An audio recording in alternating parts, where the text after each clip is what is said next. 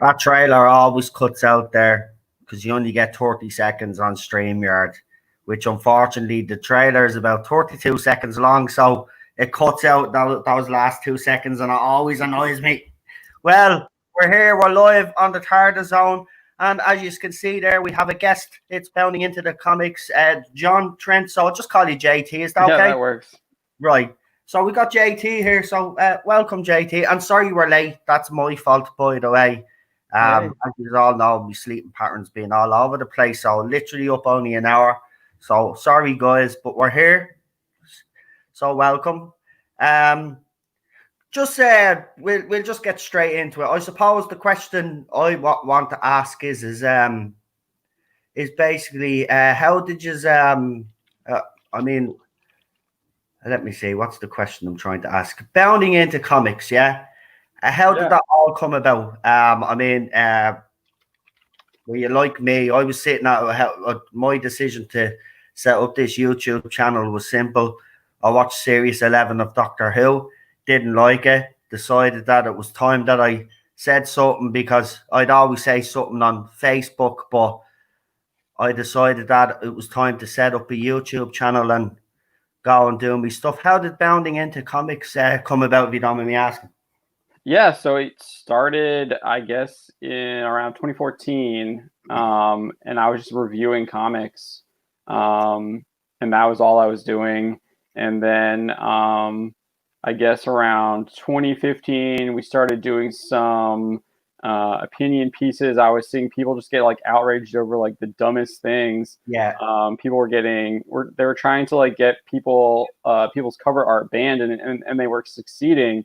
One of the big things I remember was it was a Batgirl variant cover with Joker with his arm around Batgirl and putting a smile on her with a gun in his hand, and obviously the Killing Joke reference, and they got Raphael Albuquerque, the variant cover artist, to say that he wanted to pull the cover, and you had the creative team on Batgirl saying like they were offended by the cover, and like the cover basically got banned and it was never published. And then also like Milo Manara's Spider-Woman variant cover as well, where she's in that pose like crawling on the wall, and people are like, oh, no real woman could do that, blah, blah, blah. And that's kind of where we kind of started really diving into a lot of our opinion pieces. And then in 2017, I eventually sold the website, and I'm still the editor-in-chief and the founder, but I sold the website and was able to work on it full-time after selling it.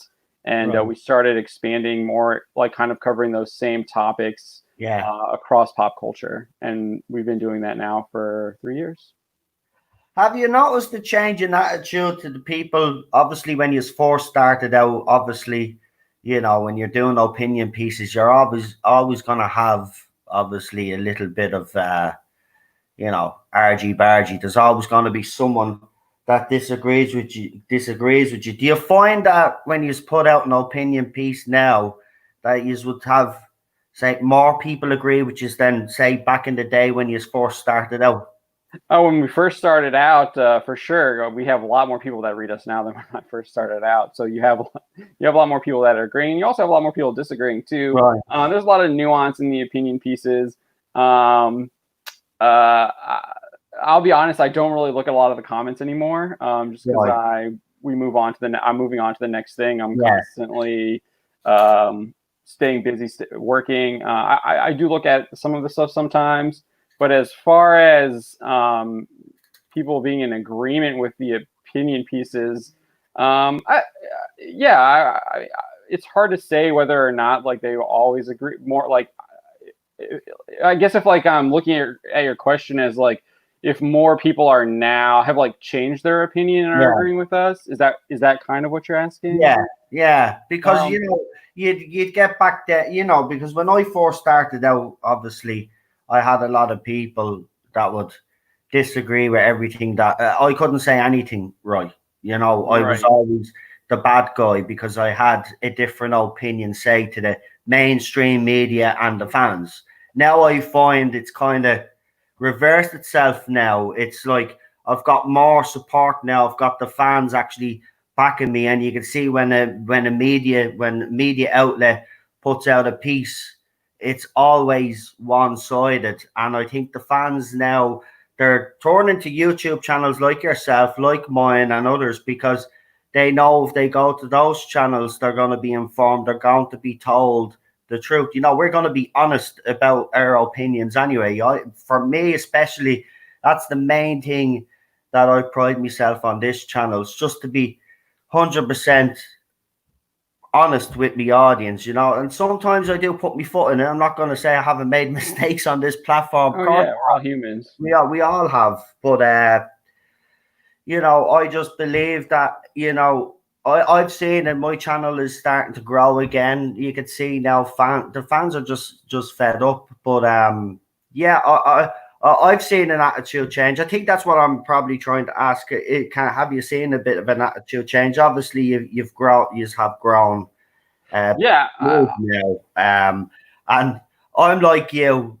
I used to read the comments all the time, right? And yeah.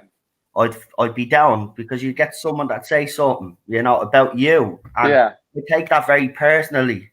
Now I just don't bother anymore, because you're right. It's if you were to do that, it just kill you. It just kill you inside, because some people are very, as you know yourself, social media, Yeah. very nasty out there. So what is it? I mean, I've seen a couple of your pieces, obviously. I mean, you get shared around on Twitter by most of the big YouTubers out there. Your articles are very popular. What was it? I suppose the next question I should ask you is what article or what piece have you done that has been the most controversial? Well, let me get back to the first question. Yeah, I agree with you. I think there has been a groundswell of support. I'm not sure if it's just people have been changing their minds, or people have just come around, or people have are actually kind of like finding, they found us. They're finding people like yourself. They're finding people like some of the other big channels like Nerdrotic and Doomcock and Geeks and Gamers, and Midnight's Edge and stuff like that. Where they're people, like, I think we all kind of started around the same time. So people are finding that they're expressing themselves. Also, people are starting up their own YouTube channels. So yeah, I think there's just people might have had those opinions, but like yourself, they weren't really blasting it to the, like, you're maybe sharing with your friends on Facebook, but now you have a bigger platform with YouTube. I did it with the website. So I think it's probably a little bit of both, because I do think there are a lot of people who have changed their minds as well, just because they've also seen kind of like like you were mentioning, the onslaught of these of our competitors like Screen Rant, CBR, you name it, Bleeding Cool, and it's all kind of, they all just have the same opinion, and they just kind of repeat it ad nauseum. There's no really nuance in their opinions either.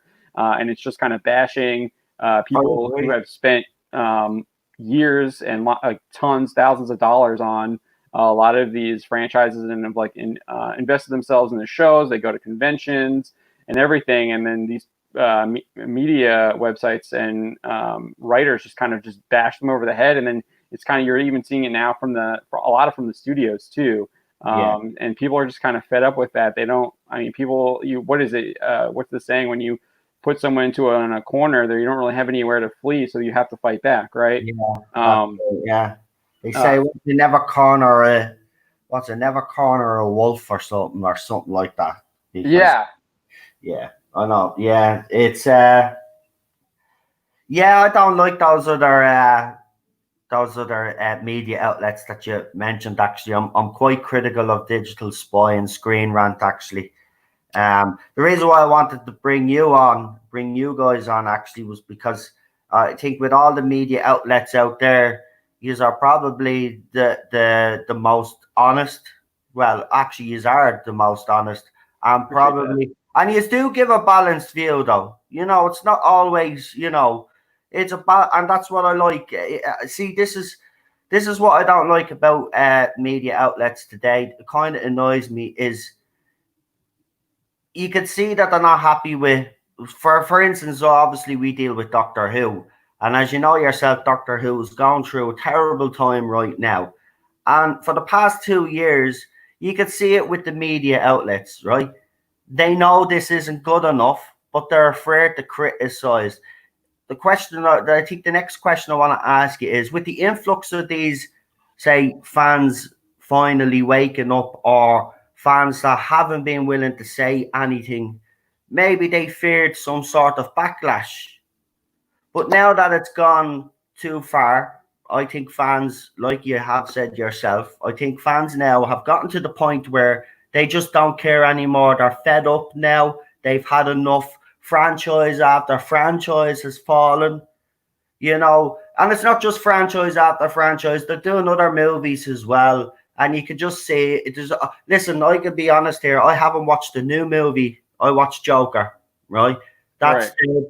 that's the last new movie that I have watched. I haven't watched any other new movie that has been out since. I don't even know what's out in the cinema right now. I have no interest. And the reason why I don't is because I know if I go to the cinema, I can't sit down and watch a movie and be entertained anymore, because I know there's going to be some sort of message in it that's going to be preaching to me, telling me, and it's more than likely it's, well, you're a white man, you're a bad prick, you know. It's the usual Yeah. man bashing. We had it Oh, in yeah. Doctor Who. I'm just sick of it. I can't even go to and watch a movie anymore and be entertained. There always has to be some political agenda. And another question I would like to ask is, how long do you think that this rubbish is going to go on for? Because fans have had enough now, and we have reached that point.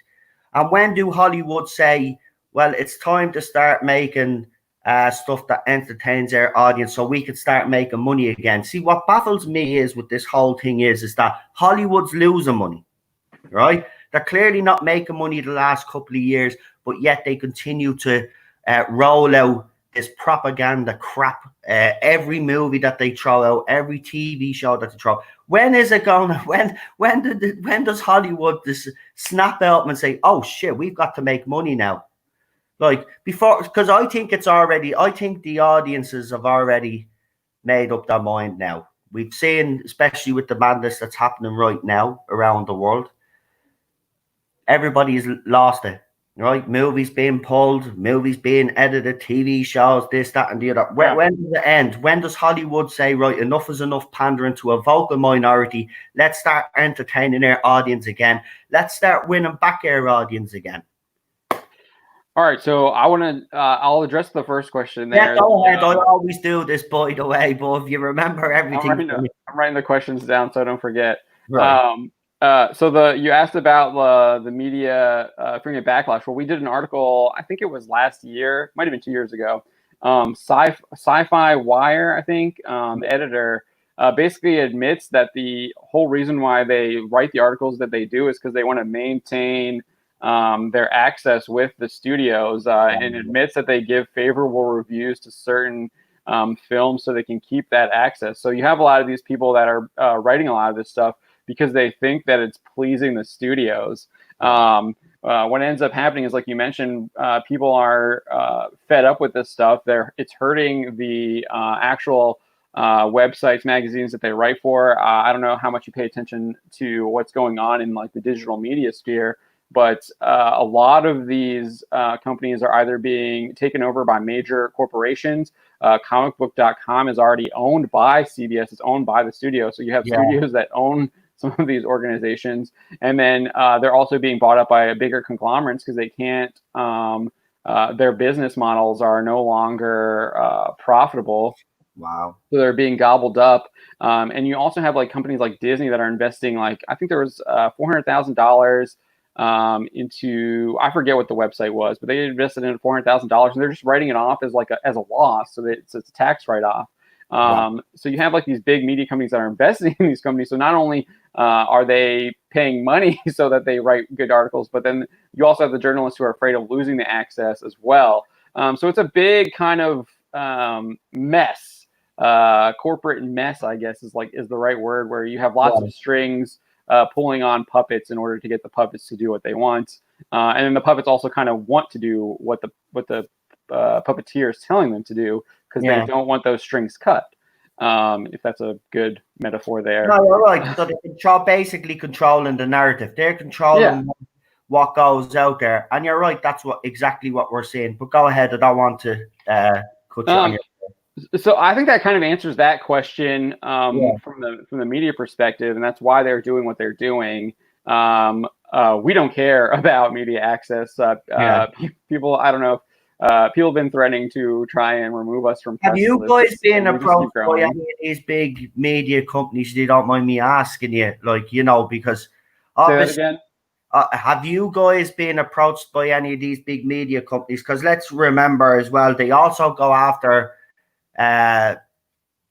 people like yourselves that have as far as I know, that have different opinions, so they like to gobble them up as well, you know, so they can control the narrative.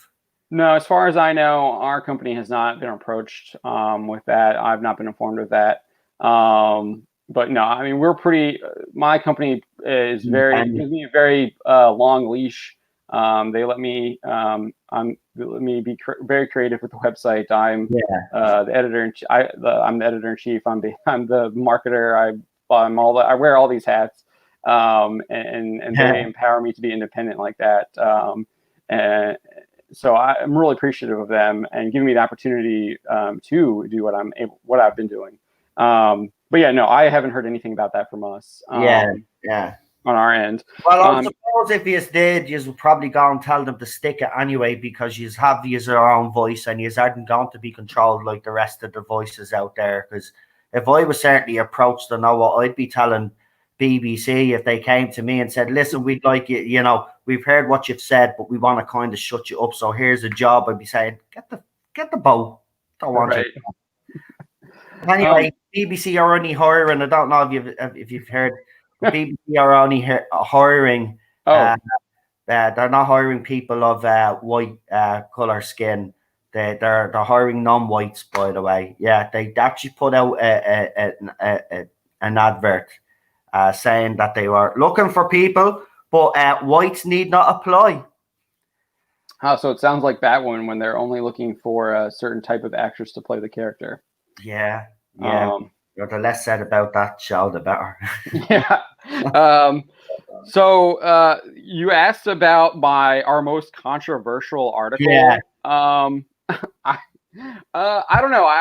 I guess that's hard to say. Like recently, we drew the ire of Renfamous for this article about 20 cosplayers that were dressed up like Faye Valentine from Cowboy Bebop. So that kind of was a little bit controversial, I guess. Where we drew some ire for that. I'd probably say some of our biggest controversial pieces are kind of just we point out where like you have comic book creators are supporting certain types of groups and stuff like that, and people don't really like that. They take it as some kind of like personal attack, when a lot of the time, I would say almost 100% of the time, we are just like pointing out what they said on their social media, and we're not really like providing any opinion on what they said. And it's just like, hey, this is what he said. This person supports X, and they get upset because we're bringing that to a larger audience than their audience. So those are probably our most controversial pieces. If that makes sense. No. I'm just thinking of. I remember all the controversy around the Joker movie. Do you remember all the articles? Yeah. The whole world's gonna, and it never happened. It was like, that's typical media. That's why, again, I brought you guys on, because I think what you do is great work. I appreciate that. I think a lot of people should be aware. Well, a lot of people are aware of this, but I mean, the whole of fandom should be aware of you guys, because you've also done a couple of pieces on Doctor Who, though, haven't you? Yeah, I reported on Doctor Who. I'll admit I'm not a Doctor Who aficionado. I don't really know a lot about Doctor Who, but I have reported on it. It's mainly a lot of showing how the show has drastically lost its audience. Yeah. Especially this year, and like the TV ratings both here stateside and over in the UK and in Ireland is just absolutely tanked.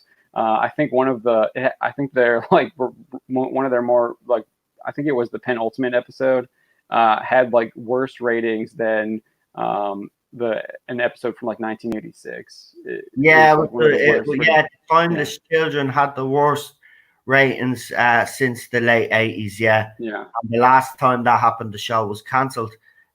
Doctor Who magazine is also struggling right now because they've been asking people to actually buy it. I've never seen anybody related to the magazine ever beg for people to go out and actually buy the magazine. Also, it's available online. So I know we have been going through a pandemic, but they do sell them in supermarkets, in especially in Europe. We get a lot of those Doctor Who magazines in bookstores and supermarkets, you know.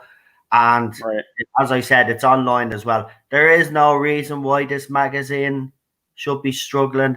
But you see, there's a direct link with the show. When the show is not doing too well, the magazine's not going to do too well. But even fans of the late 80s will tell you, even after the show disappeared off air, Doctor Who magazine survived. Right. This magazine is on its last legs, and it's only taken Chris Chibnall 2 years to destroy everything. It's I mean, it's kind of what happened with Star Wars, right? Yeah. I mean, Star Trek is going through the same thing. It is. We watched Picard. I watched Picard with Rabbi. I don't know what I was watching, but I did make the observation that by the 7th episode, we could have got to that point in 2 or 3 episodes. It was like they dragged everything out.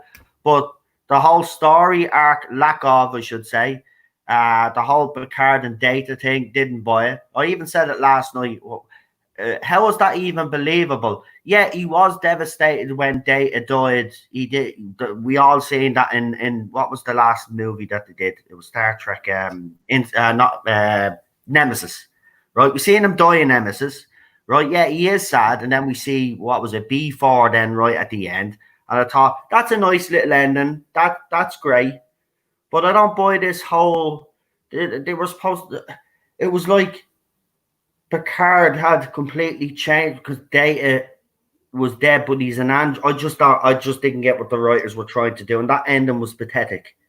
I didn't watch Picard, but everything I've read about it and people that I trust about Star Trek know Star Trek, like Script Doctor, basically just savaged the last episodes. Red Letter Media, from what I understand, just like butchered it. It just sounds like it was a complete dumpster fire. Oh, it was. It definitely was. It was. Listen, they have this vision that isn't Gene Roddenberry's vision. Now, listen, obviously the original series, I think, was over by the time I was born, so I got to watch it on reruns. Next Generation was obviously the series that I remember most because I think I was 7 or 8 years of age when that was actually on TV over here.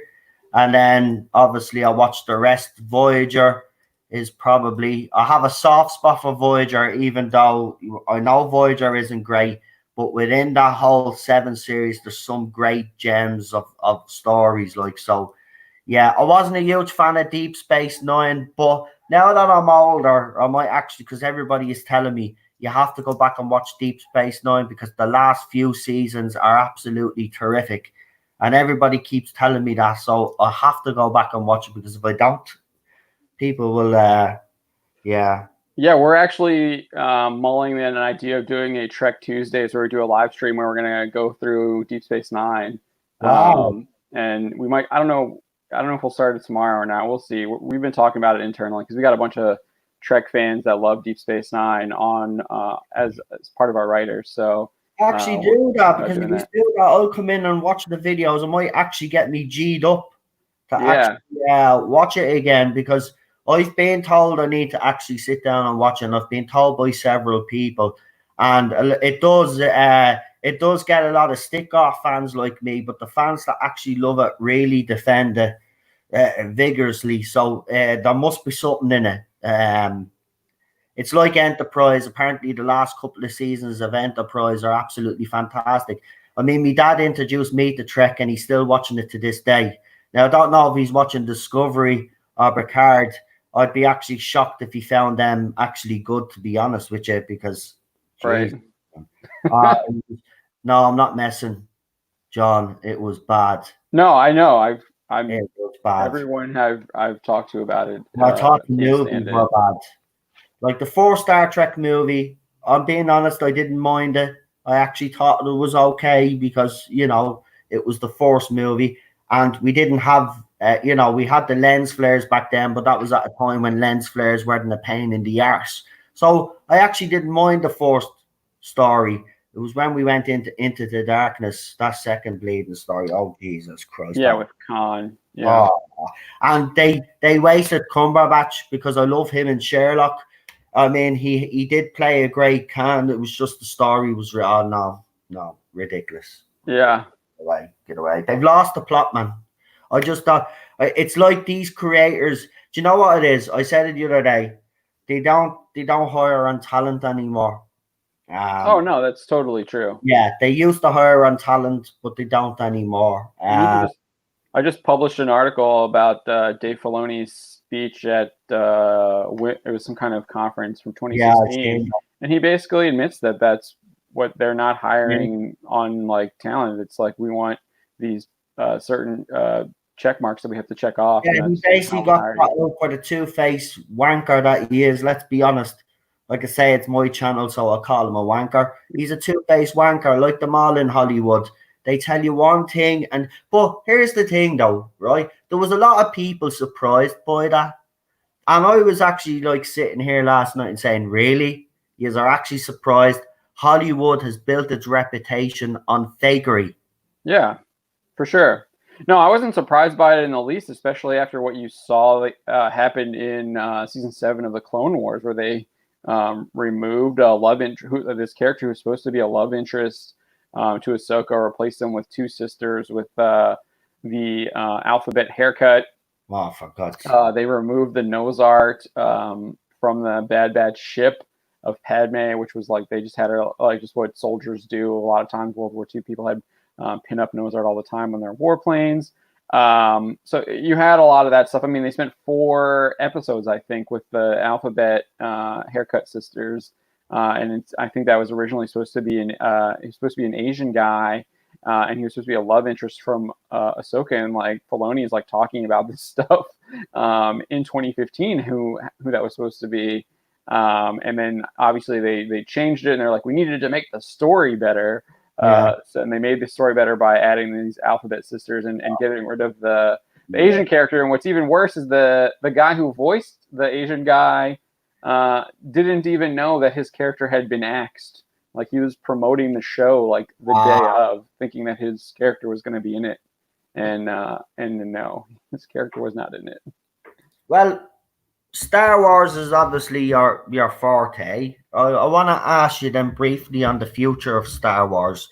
Where does Disney Star Wars go from here? Now I know a lot of in space. They're telling you Kathleen Kennedy. Now I have to admit here, right? I grew up with the original trilogy, right? Yeah. Now I'm not like the rest of you. I'm not a big mad fanatic when it comes to Star Wars. There's just something about those movies that don't connect with me the way they do with other people. But I appreciate them for what they were, and I actually do like them. I'm not saying I dislike them. I like them. Didn't like the prequels so much. Obviously, I was a little bit older when the prequels came out. Didn't like them. Wasn't a fan. I say that for me personally, the Phantom Menace is probably the better of the 3. Attack of the Clones, I didn't mind as much, but it was an hour too long, and that's why it doesn't get the #1 spot. I won't talk about the last one, because if you're going to reveal how Darth Vader comes about, well, then I've no interest in that movie. I don't know what George Lucas was thinking there. Like, the mystery of Darth Vader. Right, we knew it was Luke's father, but like, just leave it at that. Nobody needs to know every little detail. I think the best Disney Star Wars movie, I'll be criticized for this, but for me personally, the best one, and it was the one that never needed to be made in the first place, was Rogue One. I think As that's part of the closest they've the came. best Star Wars movie ever. No, I think it's the Oh, best from Disney Star Wars Disney. movie. Okay, yeah, I agree. I think that's a pretty common agree. I think you find a lot of people agree with that. Now, That's that. I've watched I agree this with that new too. So Disney trilogy, and I can tell you that's not Star Wars. No, don't care. I don't care. Right, listen.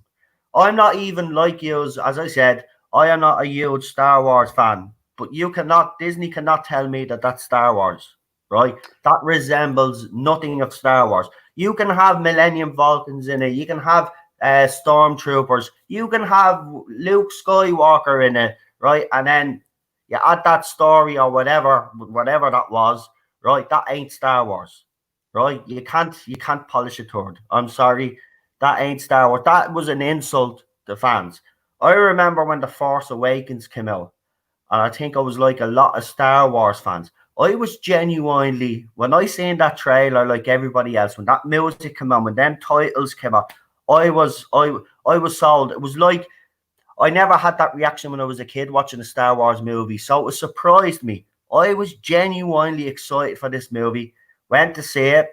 I thought, this is actually good, right? Like everybody else, this is good. Couple of days later, like everybody else, I'm like, "No, hang on. I need to go and watch that movie again." So I went and I watched it again. I was like, no, no, no, no, no, no, no, no. No. And then I noticed little thing. I was like, no, no. Then I walked out and I was all confused. And then I started checking on YouTube, and then I was seeing people. Then obviously the videos start rolling.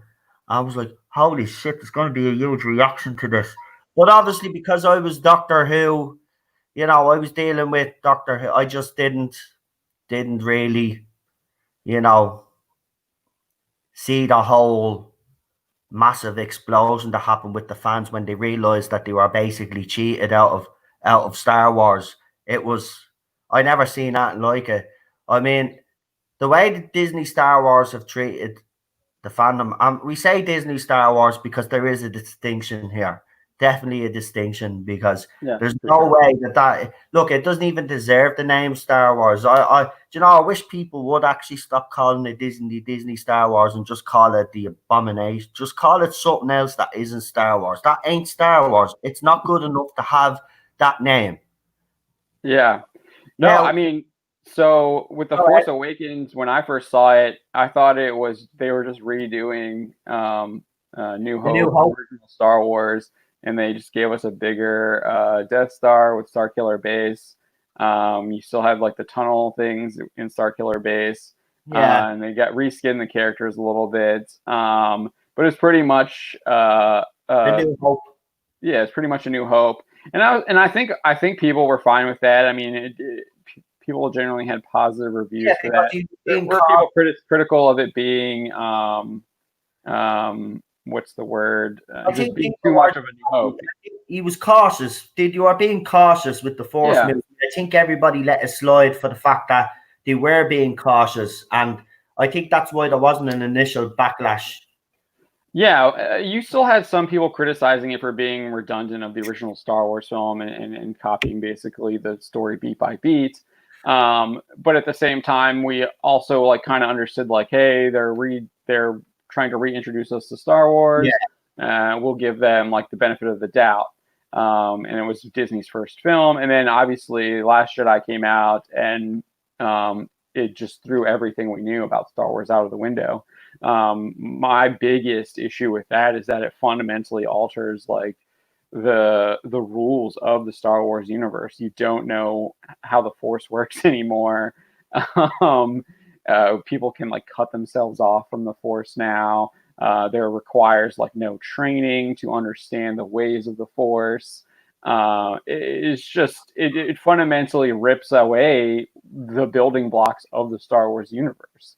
yeah. Um, Were you all filled by the the trailer, the second trailer? Because I was again.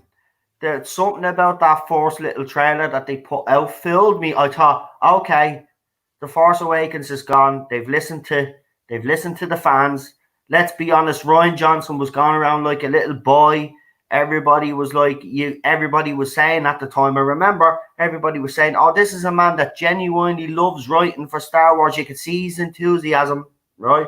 Have to say that trailer did. Again, I have to say, not a huge Star Wars fan, but that trailer sent a shiver through me. Of course, it was. The movie is the worst Star Wars movie ever made, but the trailer was actually really good. I do remember that it still is a really, really good trailer. But yeah, I mean, that's what the purpose of a trailer, right? It's supposed to get you hyped for the film. Yeah, and it did. It did. It did its job. So whoever cut that trailer together, kudos to them. I will give that props. But the film was just absolutely horrible. And of course, then by the time we came to the third movie, it was all over. Fans were just obviously they weren't buying into the crap. You know, the trailer dropped. Fans were still not buying it. It was up. There was uproar, and then of course we got the movie. What are your thoughts? Okay, I'll ask you this, and I don't. It's going to be difficult to ask a Star Wars fan which of those three Disney Star Wars movies you liked best, because if I'm being honest, that's probably an unfair question to ask, but you know what? I have to ask it. So if you have to really choose one, right? Force Awakens. The Force Awakens, yeah. I mean, even though it's redundant of the first film, there's still like interesting things happening in it. The stuff with Finn, the storyline that we thought we might be getting with Finn was like the lead up to Finn's mystery was interesting. The whole idea of him breaking free of First Order indoctrination, the idea of this like mystery Snoke character, Rey, obviously, I still have like issues with her. I do think she was learning the Force way too quickly. Yeah, but you know, something that maybe they could have explained, like why she was learning that. Maybe she had already been trained in the Force, but had somehow like someone had used the Force to like wipe her memory or something, or she had some kind of amnesia or something like Jason Bourne. And so, like, she still had all of her reflexes and understanding of the Force, but there was a reason why she was picking that stuff up instead of, like, because she was. I'll tell you what it was. It was because of what she had between her legs, mate. Oh, right. I know that. Right. I know that now. But, like, they could have Jason. I know. I agree with you because she started. I don't know, because even in The Force Awakens, I thought, okay, she might be an interesting character. But these characters never really went anywhere, let's be honest. No, that's true. Their story arcs, their character development is pretty weak. And this is what we see throughout a lot of the franchises. These so-called writers and writing team, they're just not up to the job. They don't understand the franchises that they're actually supposed to be writing for, or they just don't care. I think a lot of it has to do with their locked in like Hollywood ideologue spaces where they are constrained by their own worldviews, that they can't think outside of them. And their worldview fundamentally opposes kind of like the hero's story that you see. So you don't get a lot of these good traditional writings. And they also don't see anything with nuance either. Yeah. And I think that's a lot of the problems too, especially when you want to explore stuff like when you're doing like Star Trek or something, when you're exploring philosophical questions and things about morality. It's hard to really explore that when your morality is like, when your personal morality is like directly opposed. Like your mind has like, I don't know, they fundamentally like don't agree with certain people's morality, and they view that as wrong, and so they didn't even kind of deign that kind of interpretation, if that makes sense. I don't know if I really explained it very well, but they can't even like talk about certain issues because they're so closed-minded. Yeah. And also a lot of them are probably as well, there would be a lot out there as well that are probably afraid to speak up, because obviously then they would be classed either racist, homophobic, transphobic, whatever it is, whatever the issue is, there's always something. And we saw it just 2 weeks ago, I think. A guy who was going to be writing for the new Law and Order show on NBC's upcoming Peacock streaming service was canned by Dick Wolf for saying he was going to protect his home from violent rioters and looters, and he was canned for that wrong thing. It's not just if you say stuff like that. It's if you want to even like defend your home. It's just how far it's gotten out there. Yeah, it is. It's absolutely ridiculous. I do want to ask you one more question related to Star Wars, and that has to be the Mandalorian. Yeah. Now, it's divided some Star Wars Star Wars fans, but I just want to put something to you, right? Because I've noticed something. People that aren't Star Wars fans obviously think this show is great. And people that are Star Wars fans seem to be, or some of them, a lot of them seem to be reluctant to praise this because it is written by Disney. Now, I can understand fans' anger, right? Because if you produce those movies, well, then the fans deserve to be angry. The question I want to ask is, do you think Star Wars fans are giving The Mandalorian a chance, or do you think it's casual Star Wars fans that are keeping this show going? Because I've watched a couple of episodes myself, and I have to say it's the most enjoyable thing that I think they've produced anyway, Star Wars related. Personally, right now, I'm not a big huge fan like you. I'm not. I don't know the extent of the universe and all that. I'm not that. I don't get into all of that. But I have to be honest. I watched the first couple of episodes and I'm impressed. I think it's a solid enough show. Do you think Star Wars, because they're angry, because I have seen some have refused to watch it?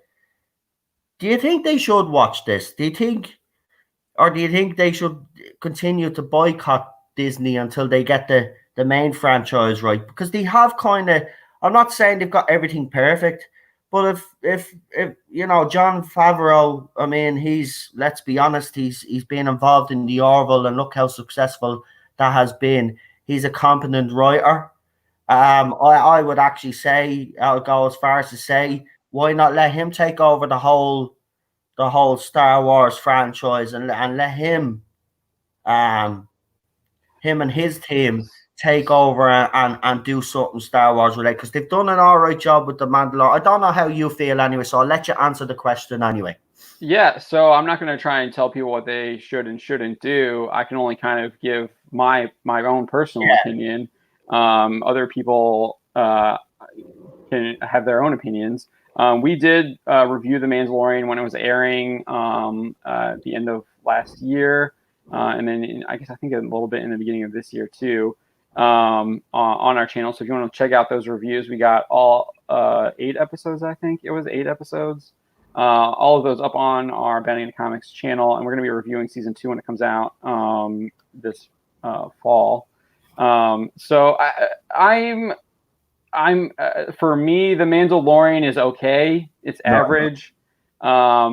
It's a first season. I was a little bit disappointed by the episode lengths. I was thinking it was going to be kind of a 45-50 minute show instead of the half hours that we kind of got. I think that the writing could be a little bit tighter. I think there's my biggest issue is kind of like the characterization of the Mandalorian.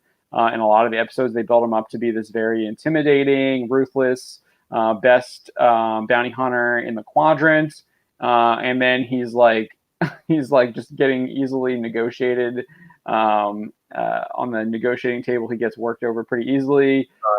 Instead of like kind of scouting out his prey. And so one episode where the Jawas are trying to get him to hunt this animal down, he just charges in head first and like gets his butt handed to him instead of being this guy who's supposed to like be a great bounty hunter and is like scouting stuff out. And then other times where he's going to rescue Baby Yoda, he's literally scouting things out from the side and like using like very in-depth strategical like infiltration tactics. So there's a little bit of issues there. But as far as kind of just getting back to the like vibe and tone of Star Wars, I think it does a good job. We'll see what happens with the second season. I think that they should have kind of maybe shown a little bit more of like why he wanted to go rescue the baby Yoda. Like maybe figure out who this baby Yoda is, why they want him, why he's constantly being hunted. It took a little bit it took a while for him to actually confront him constantly being hunted by these bounty hunters who show up out of nowhere because they have these like trackers that are like super OP that can find you anywhere in the galaxy. It appears. So they're just like kind of little tiny issues that add up to, I think, a little bit of a bigger problem when it comes to just the writing. But I found it to be a decent enough show. Yeah. For Star Wars. Feet right now at the moment. I mean, 4 seasons of any show, some shows can hit the ground running, as you know. And then there are shows that do take a season or two to kick in. Maybe this is a slow burner. Let's hope it is. But Baby Yoda, we can't actually not talk about Star Wars without actually bringing up, obviously, Baby Yoda, because Baby Yoda reaction, let's be honest, with all the fandom mostly has been positive. Everybody loves Baby Yoda. I wanted to ask you, do you think it is Baby Yoda, or do you think this is another species of Yoda's people? I think the name Baby Yoda is just the name. I don't think it's actually Yoda. I think that's just what we're calling. That's what us fans are calling it. They call him the child, so they're not even calling him Yoda. They call him the child. Right. Do you have a theory on who it is yourself? Oh, I think it's just another of Yoda's species. That's kind of, I don't have any like in depth. Yeah. I haven't actually seen anything like really like going into that. But yeah, I just think it's just another species. Well, it'd be interesting. Another person of that species. All right. Star Wars, yeah. The movie front. Well, I have heard they want to do another 3 movies. Well, they talked about doing that with Rian Johnson, but we haven't heard anything on that in a couple of years now. And then the last we heard was that it was going to be Taika Waititi doing a Star Wars film. And the assumption is that is the film that Kevin Feige, Marvel Studios head, would be producing, because they announced that he would be producing a film, and we didn't really heard anything about that. But when they announced that Taika film in May, they were just basically like, he's working on a film, no idea when it's coming out, no details on what it's about or what even is going to happen. It was just like, I think it was just something to try and sell toys on May 4th on Star Wars Day. I'm confused. I don't know where this franchise can actually go now. So what they're doing in the books, they're announcing this like High Republic thing. They're taking you, I think, 200, 300 years into the past. So in 200, 300 years before the events of the Phantom Menace, and it's going to be kind of like them exploring the Outer Rim as kind of like Texas Ranger type characters. And that's what they're going to do. And they're having this whole publishing initiative where it's like comics, books, anything that you can read, basically. And they're doing that publishing initiative. I think it got delayed. It was supposed to come out in August, but I think they delayed it till later in the year now. And that's what they're doing on that end. I wouldn't be surprised if they'll try and use those ideas for future films. As far as the on-screen, Bob Iger, former Disney CEO, he's now the executive chairman of Disney. He said that they're going to do spin-offs of The Mandalorian, and the future is on Disney Plus. Wow. So, and if anything, all the rumors we're hearing about The Mandalorian is we're going to get like Ahsoka and all these like Star Wars Rebels characters that could be prime for spinning off. And then they have the Rogue One prequel, which I'm not, which with Cassian Andor. So we'll see what happens there. What they basically done with Star Wars, it was when they got their hands on it, it was in a strong position. And now basically what they've done is they've watered it down, and it's going to end up on Disney Plus.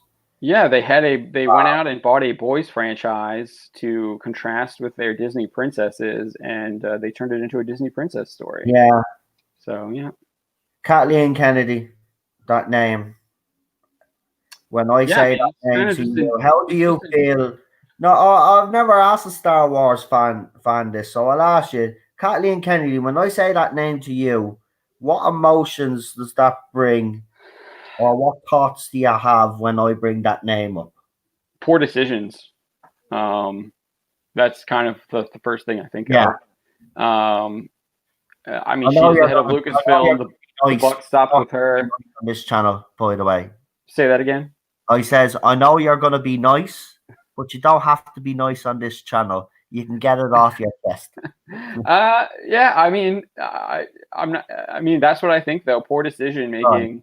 making is really what comes to my head when I think of her. She's the one who's behind. She's the head of Lucasfilm. The buck stops Yeah. with her.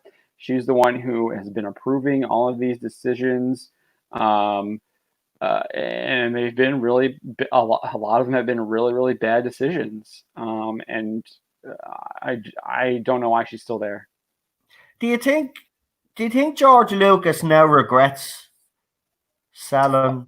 Oh, he obviously does. I mean, he made that white slaver comment on 60 Minutes.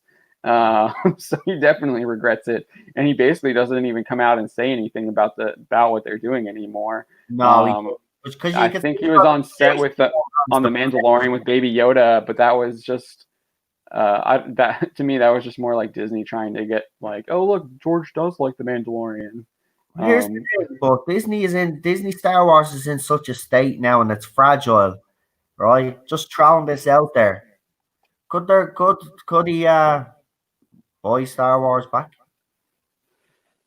I doubt it. At this time, I don't think so. I mean, I know people will say that, but I think it's I don't I think Disney's going to be keeping that for a while. I don't think you'll see it going for sale anytime soon. Or They're maybe heavily invested in it. I mean, they built a whole theme park around it. well, here's the thing that the Two biggest theme mistake parks. that Disney made, and I think that George made, I don't know whatever deal was signed. It should have been part of the deal, though, that he still had, you know, a part to play in major decisions for the franchise. I think that's the biggest mistake that was made there because it's George Lucas, for God's sake. It's the guy that gave us Star Wars. If you're going to go for anybody, about the direction or advice for the bloody franchise, you go to the guy that created it. Yeah, I think that's true. I don't know what George's state of mind was at the time. Maybe he was just kind of ready to move on. Obviously, it looks like he still is passionate about Star Wars. He's still bringing people to the Skywalker Ranch to brainstorm Star Wars projects and stuff like that. He obviously had an idea for the Disney trilogy, which they bought those treatments and then put them in a vault, never to be seen again. So he had ideas and Disney rejected them. Do you think this has reignited his passion for Star Wars, all of this Disney business? Do you think he's like, when he sold it, he was basically done because he probably thought in his own head that he had ran out of ideas? Because that can happen with writers like George Lucas. They see this franchise that they've created and then they say, well, I can't do that more with it. I done 3 original movies. I did prequels. They didn't go down well. He probably doubted his own ability and said, I'll give it to someone that probably be able to do it not better than me, but will be able to carry on the legacy. Yeah, he says that, and then when he's announcing that he's selling it to Disney, he thinks that he says they would be the best stewards, and then in that 60 Minutes interview, he's like, I sold it to white slavers. Wow. But yeah, no, I definitely think that he would have.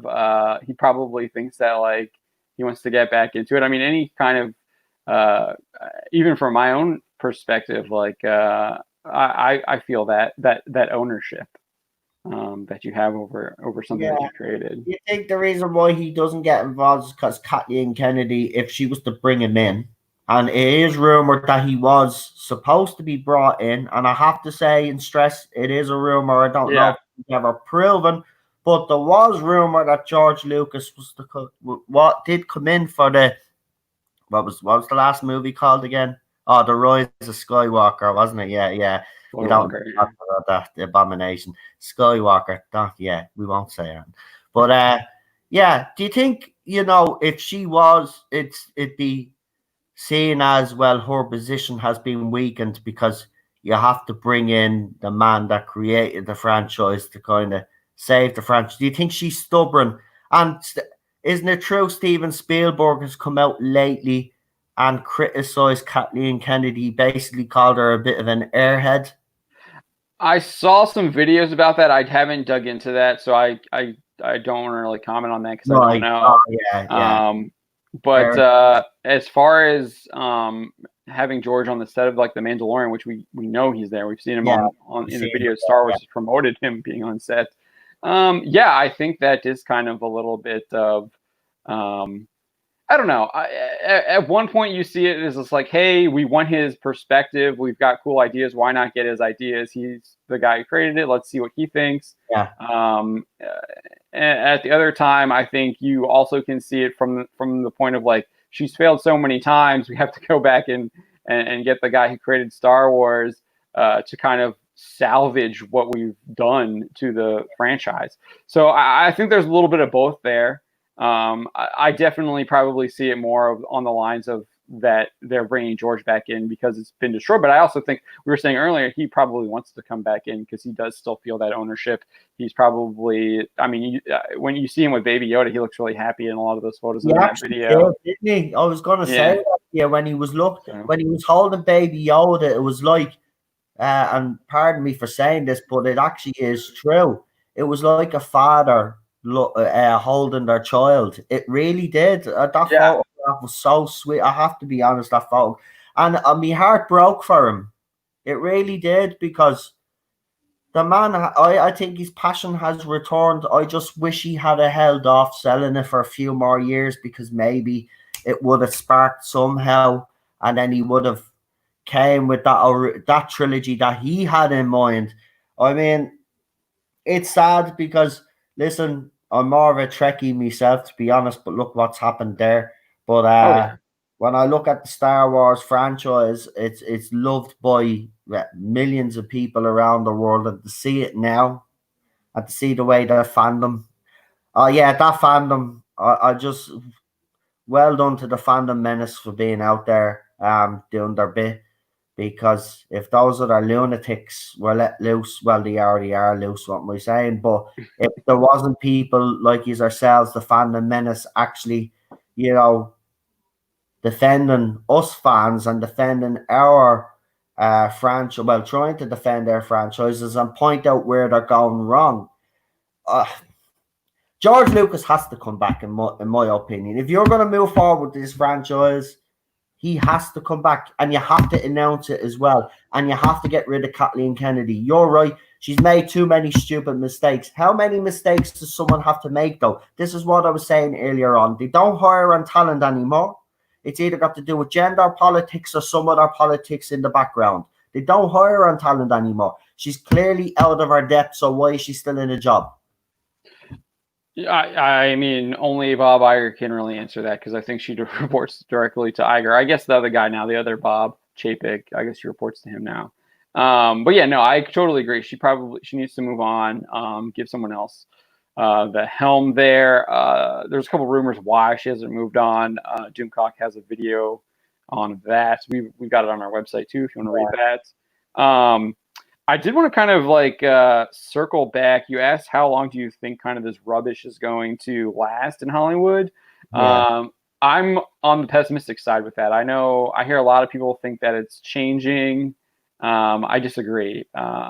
It's not going to change until a lot of these studios go bankrupt, and I don't think that's going to happen anytime soon. Just with the way the world is structured right now, they won't let them go bankrupt. And they're going to keep getting their financing from overseas, specifically in China, that is wanting them to push a lot of this stuff.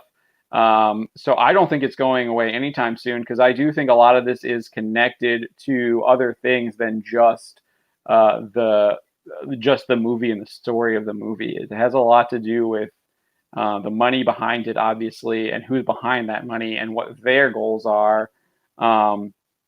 And I don't think this stuff is going away anytime soon. I don't think you will see it disappearing in the next decade. I think it's Well, going to be. you make a valid point. I mean, a lot of these studios, we've seen it even with BBC, they've been very clever. They've signed big deals with China and, other streaming services. So they're getting money up front. So they are all financially secure for now.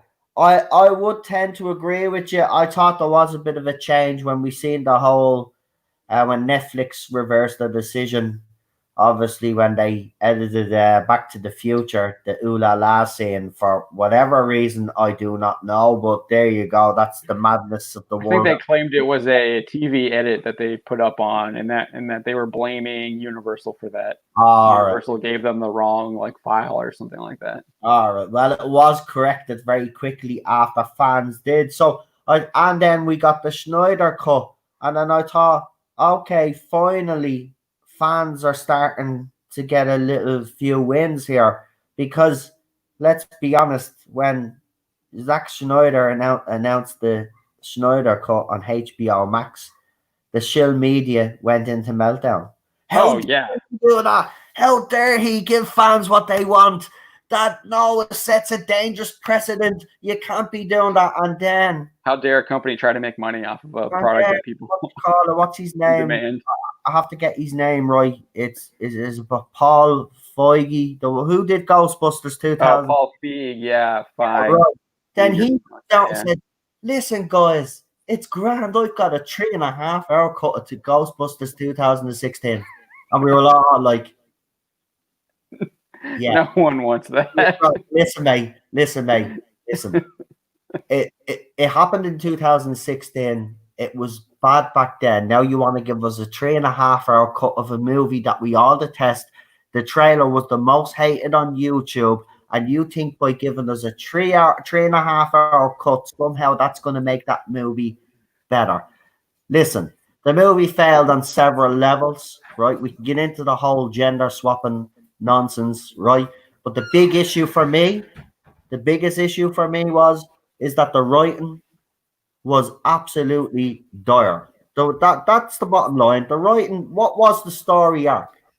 I didn't watch Ghostbusters because I thought it was horrible. So the trailer looked like crap, and I never went to see it. So. Well, do you know what? You saved yourself.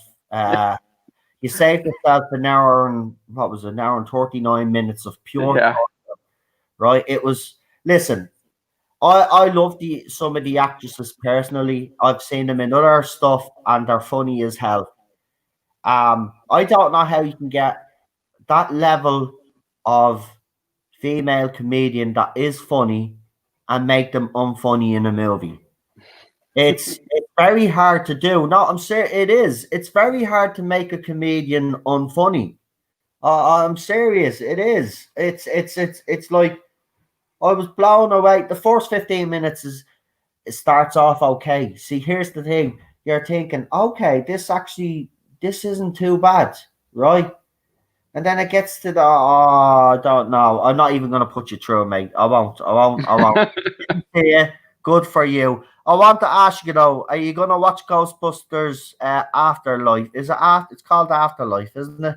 Yeah, I believe that's what it's called. Yeah, that actually looked really good. I'm looking forward to that one. That one actually looks kind of interesting. That trailer wasn't one thing I will say about that trailer though is that wasn't a typical Ghostbusters trailer. It had a lot of Stranger Things vibes to it, for sure. Yeah, it did, but I do like the way the music kicked in. I'm excited for that movie. Please don't let us down, Jason. Please, you said that you're going to make a movie that fans will love.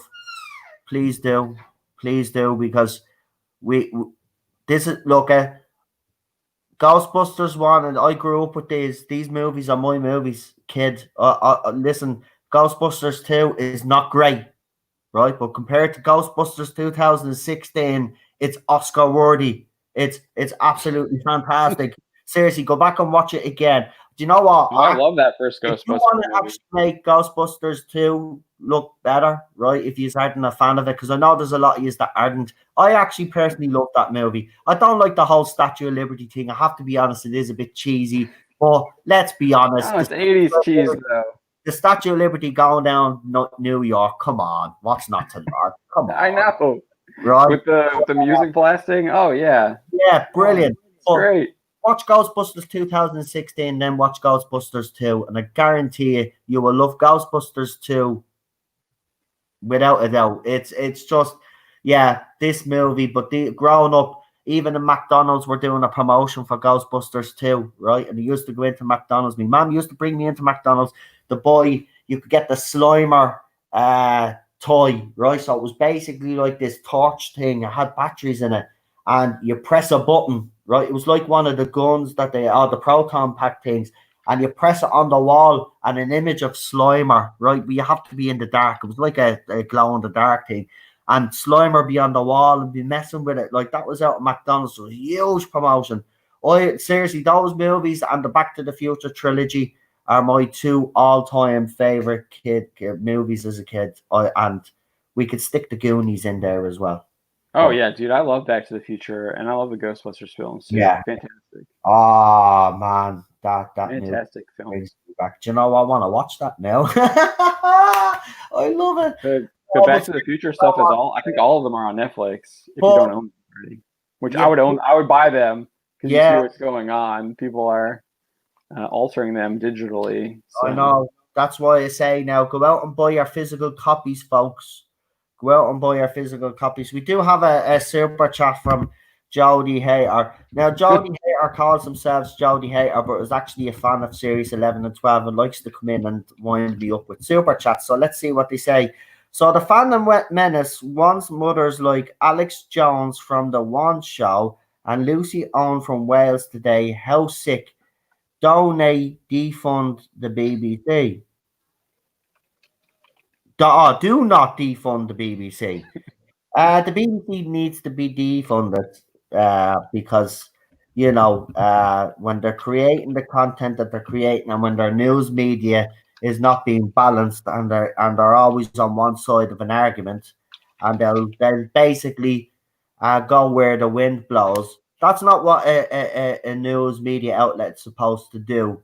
They're supposed to be balanced in their views. If they're not balanced in their views, people can see right through that. And BBC have been doing that for decades now. And people are finally waking up to what BBC are doing. BBC need to be defunded. It doesn't mean BBC goes away. It means that the power is put back into the people that count. And that's its audience.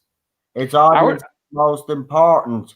You know, you need fans, you need the audience to watch these, and when they're basically giving one side and not giving the other side of the story, people could see that. They have to be balanced, and it comes with their TV shows as well. They can't be on the left side all the time or the right side all the time. They have to give a balanced view in their shows. Classic Doctor Who was great at doing it. New Who, especially the last 2 seasons, haven't been great at doing it. The political message is the forefront and the story is non-existent. And that's the problem that we have with a lot of these franchises. They push all these different agendas. You can see it in Star Wars, Super Ray. Like, what the hell? He's right. He's right. What the hell is Ray's purpose? Right? Seriously. Not only that, how the hell was she able to pick up all of this better than even Luke's to see? No. That's not how you develop a character, right? We have to see her fail, right? It's the whole point of character development. Every character fails. Luke Skywalker failed, right? All the time. Fails all the time. That's how you learn. That's how the character grows and develops. You just don't know how to do. Listen, when the fans become smarter than the people that are writing these franchises, then you know there's something up. Right? Because they're supposed to be the clever ones. They're supposed to be the ones that are supposed to surprise us, you know, keep us at the edge of our seats, you know what I mean? Blow our minds, you know, for wherever show you watch or whatever movie you watch, for that hour and a half, 2 hours, you want to be transported away from your real life for that hour and a half, right? You want to escape reality. You want to be transported into this magnificent world, whatever show you're watching. But they don't do that now. It's like, you know, the way the world is bad. Well, here's more shit to add on. If you're a white male, single father, you're a prick. right? This is what we're getting all the time. And then they make these female characters, right? And they have to make them strong at the expense of their male counterparts. They cannot write a woman with any flaws nowadays, right? Because somehow if you show a woman weak at a weak moment, that's bad for no, you can't do that. You can't. I would No, argue a lot of them can't even be feminine anymore. no, they can't. They don't. Classic They don't write feminine. female characters though. That's the gas thing.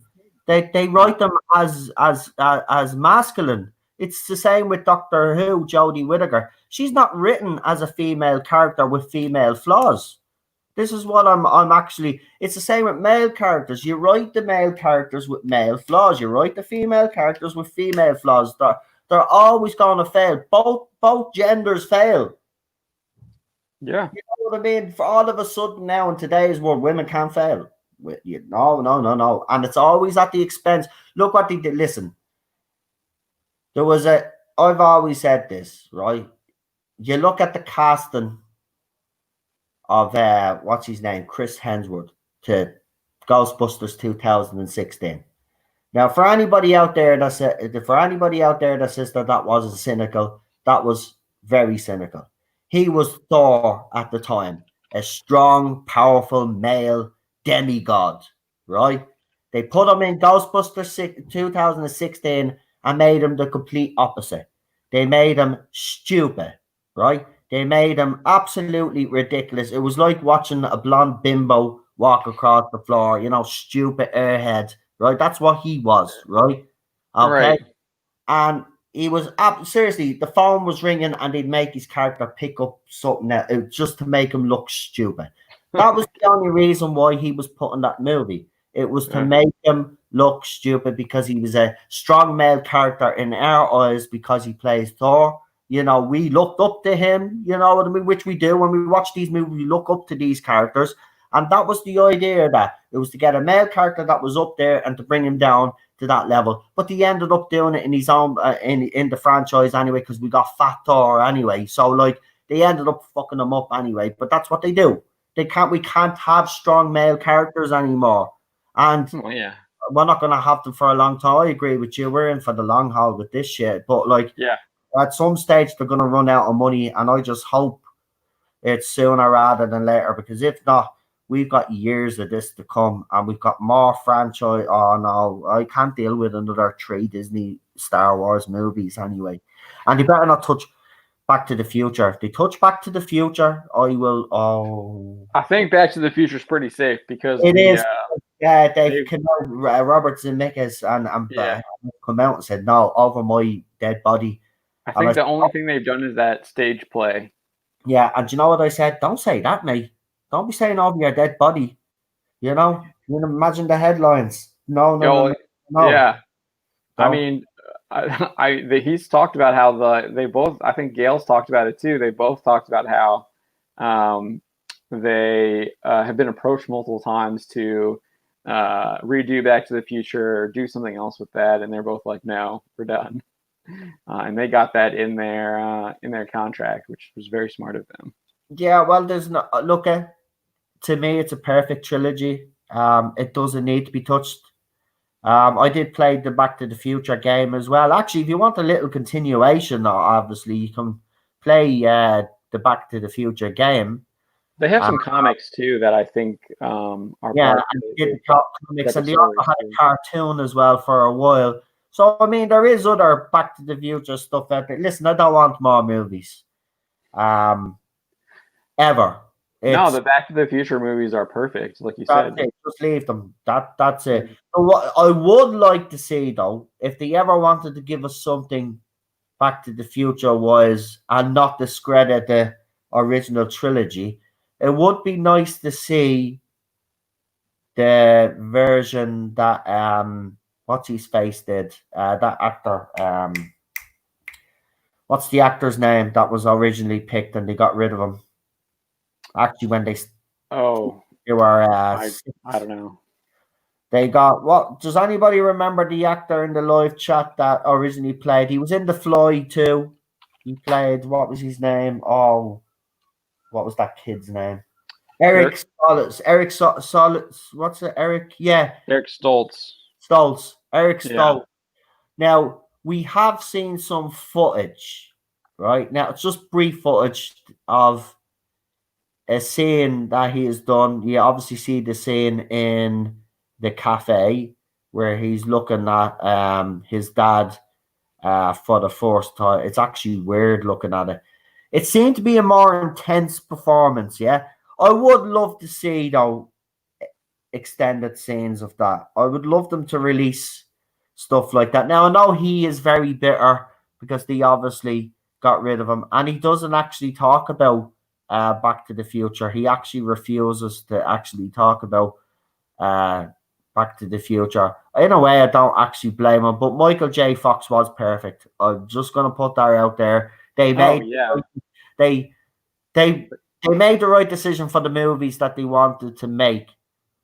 Yeah, I love his cocky attitude. Yeah, He's got goals. He wants that truck to take his girlfriend up to the exactly. Yeah, the mountain or whatever. Like, yeah, love it. that trilogy is perfect. But I would love to see his version.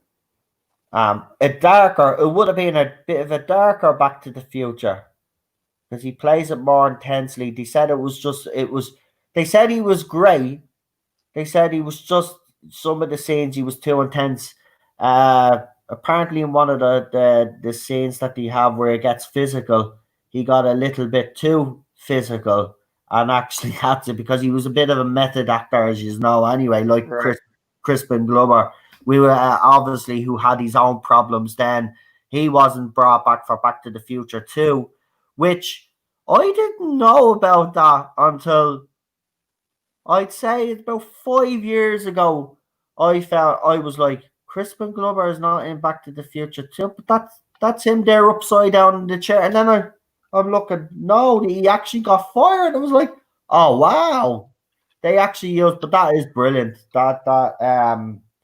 And he talks openly about uh why he was fired. Actually, some of his interviews are very bizarre. Have you ever seen any of his interviews, Crispin Glover's interviews? Very No, bizarre I haven't. person. Eccentric. He did a movie years ago called, I think it was called Birdie, where he goes into this state because he doesn't want to join the army or something. So he acts all crazy and has basically is in a cage naked with all these birds. It's a weird movie, but it's actually a good movie. It basically highlights the human psyche and stuff, and basically the lengths that this character would go through not to go to war. So he basically invented a mental breakdown and basically had relationship with his birds. Um, Interesting. It's a weird, yeah, he does weird movies like that anyway. But yeah, getting back to the Back to the Future trilogy, you better not touch that yet. Or the Goonies, because there's been talk about redoing the Goonies, as well as obviously we've had to talk for years over and over about Back to the Future. And I'm glad every time that the Back to the Future talk is brought up, they both come out straight away. And listen, it's not being done. We've already said this, but we'll just say it again. It's Yeah. not happening. Yeah. Seems to be the same with the Goonies. There has been talk. Some people want the Goonies remade. You always have these idiots remake the Goonies. No, I mean, that's pretty much CW's business model now outside of their Arrowverse. They're remaking Kung Fu. I think they've tried to remake The Lost Boys like 3 times in the past like 3 years. Jesus. They're redoing Walker Texas Ranger. So yeah, that's pretty much their business model, just remaking stuff for a new audience. That one anyway. I say What's Chuck that? Norris. I say Chuck Norris would be happy about that one now. Yeah, jeez, that was him. That was him all over, man. Yeah. Yeah. You can't remake Kung Fu either. They were. Look. I said it last night. I say you would agree. We probably grew up in a golden age of TV and film. It was absolutely the range of shows that we had. You know, everybody was catered for. This is what I don't understand. You get all this rhetoric. It's well, TV is not diverse enough. Really? Really? Have you watched TV back in the 60s, 70s, and 80s, 90s even? Come on. Yeah. The TV had no. Where are you getting this from? I'm sick of all of this. We need more women to empower women in lead roles. Great, do it. But you don't need to gender swap. Just create new stuff for them. See, this is where they slip up, in my opinion. They talk about empowering females and stuff, which we're all happy about, but they never create original content for them. They always stick them in franchises or they gender swap a role. When they do, obviously we had Elite of Battle Angel, which did very, very well compared to Captain Marvel. The less said about that movie. Oh yeah, Brie Larson has started again. Obviously, that woman can't keep her mouth shut. Actually, I want to ask you about those two, Brie Larson and Natalie Portman. Defund the police crap coming out of them. Oh yeah. Are you surprised? Really? I mean, No. and why is Brie Larson still in the job? Is beyond me. I mean, that movie flopped. It failed. Look, it failed. It should have made more money than it did, and it failed. And she's still in a job. They should replace. Do you think she should be replaced? I replace as Captain Marvel. I don't think she should have ever been cast. So I guess I do think that she should be replaced. I don't think she did a very good job acting in that role. She was very stiff. Didn't feel. I don't know. Just didn't really feel like organic. But I thought the way the movie was written too. I'm not doubting that she's like not a decent actress. From what I haven't seen The Room, but from everything that I gather, she was pretty good in The Room as an actress. But I don't think she didn't do a very good job as Captain Marvel in her own film or in Endgame. So I wouldn't be opposed to having her swapped out like they did with the Hulk and War Machine. Yeah. Although I like Terrence Howard as War Machine more than I do Don Cheadle, but that's just me. No, I agree with you. There was a bit of a dispute, wasn't there? That's why he never came back.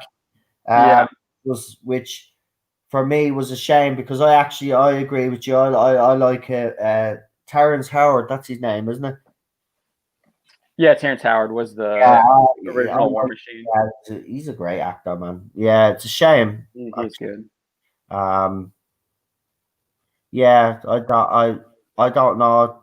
The Avengers Endgame now, when I look back, to me seems a bit. I think we got all overexcited. Avengers Endgame as a movie is not very good. As the culmination of 10 years of Marvel Studios storytelling, yes, it's a fantastic achievement, but the storytelling is it's not great. There's a lot left on the table, that's for sure. Especially with the time traveling aspect, and then the whole like Captain America character development, where he like regresses with his love interest and everything like that back to the first Avenger. Endgame is I don't think it's that. It has some like really cool scenes. Yeah. But I also thought it dragged on a lot. I don't think there's the movie obvious pandering, and then I just don't think that the story was very well written. I think the movie beforehand was better, to be honest. Oh, Infinity War is much better. Yeah, much better. I really like Infinity War. Yeah, Infinity War is very. What good. is your favorite movie out of that whole franchise? Like the Captain. Out of all the Marvel Studios films, I think I would have said Winter Soldier. Yeah. But the more I think about it, I actually think I like First Avenger more now. But Civil War is right up there. I like the first Guardians. That was fun. Although I hate the ending. I hate the stupid dance off thing. I couldn't stand that. and then I really liked Infinity War too. Those are probably up there. Yeah. Top three. Chris, who's a moderator on this channel, says they should have. I think I've seen it. Yeah, they should have ended with Infinity War. Would have been so much weight to the overall story. I do like Infinity War, and I do like Winter Soldier as well. Actually, Winter Soldier seems to be one of the most popular movies out of the whole Yeah. franchise. I'd agree. I like Winter Soldier, but I do like the Force Avengers. There is some movies that are great.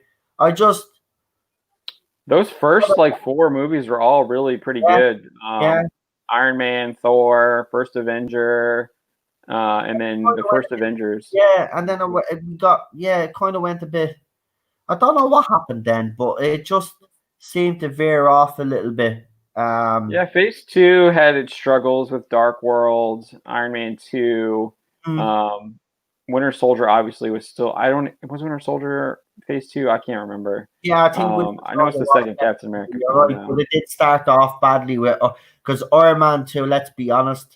Yeah, was a bit of a letdown. Actually, it wasn't just a bit of a letdown; it was a letdown. And then obviously, then it was followed up by Dark Worlds, which wasn't received very well. So yeah, there was. But then you're right. I think Winter Soldier came along, and then there was a bit more hype for it because then people had seen it as a bit of a, not a course correction as such, but they said, right, the 2 blips, they've got back on track. Yeah. I just don't know where they. Where about DC? DC's future. Do you think? Right, because I was saying this last night, and I want to ask you briefly on this. DC now we do know HBO Max are releasing the Schneider cut now. Yeah. Should they use this as it was originally intended as the start? And what I'm trying to say is, do you think they should start again? Use the Schneider cut, basically. Forget about the last Justice League movie. Put that in its place and start over. I don't know if they're going to use that as like the starting point. I think what you might see is I think you're going to start seeing if Black Adam succeeds. I think you're going to see The Rock have a lot more influence over the DC Universe films. And their direction, because I know he has been very big on keeping Cavill in DC. He wants Black Adam to fight Cavill Superman. His agent is his ex-wife, and that's also Henry's agent. So there's a lot there. All the actors seem to like Snyder. That were part of his creative process on Batman vs Superman and in Justice League. I think that they potentially could, they could do what Disney is saying they're doing with the MCU, but instead maybe do Snyder's vision on HBO Max and maybe give him some of that stuff. But then you have Abrams doing Justice League Dark. So I think there's still a lot of kind of competing ideas, and I'm not sure that they're going to go with the MCU model anymore. And that they might. I mean, they seem to be embracing embracing the DC Comics style, where you can have a lot of these Elseworld type stories, these alternate universe stories, where you have Joker. They're putting in you've got like Swamp Thing on DC Universe, which is absolutely fantastic. You have Stargirl and stuff like that, Doom Patrol. So I think there's a lot. I mean, and there is some kind of crossover a little bit, and they mention each other. But I don't know if it's going to be as structured as kind of what we expect from the MCU. It might be a lot more kind of sporadic, and they've said that they wanted to just kind of. It's more about empowering filmmakers and storytellers to tell their stories rather than trying to create some kind of like interconnected universe after like Justice League failed at the box office. So I think you could see more. I think they're going to continue with that vision. I actually believe them when they say that. That seems to be the direction that they're going, because they have proved that with Joker, with what they've done with the DC universe. I want to ask you, because you brought up a show, and I absolutely love it as well. And I'm delighted there's someone else out there that actually loves it as well. With Swamp Thing. Oh yeah, Swamp Thing is Now, great. now it's at the annoy me, right? Because obviously we know Yeah, it was cancelled. yeah, just like Constantine. Now they need to bring this back, don't they? They really do. This show. I would love for them to have it come back, but I don't think it's coming back. I don't know. I didn't know anything about the backgrounds, right? We used to have Swamp Thing, the cartoon over here. That's as Yeah. far as my knowledge was. And I watched this show, and even the very first episode is just the atmosphere. You can tell that there's something going to happen, but you're not quite sure. Yeah, And that reveal scene, I don't care what. Oh my! I was blown away.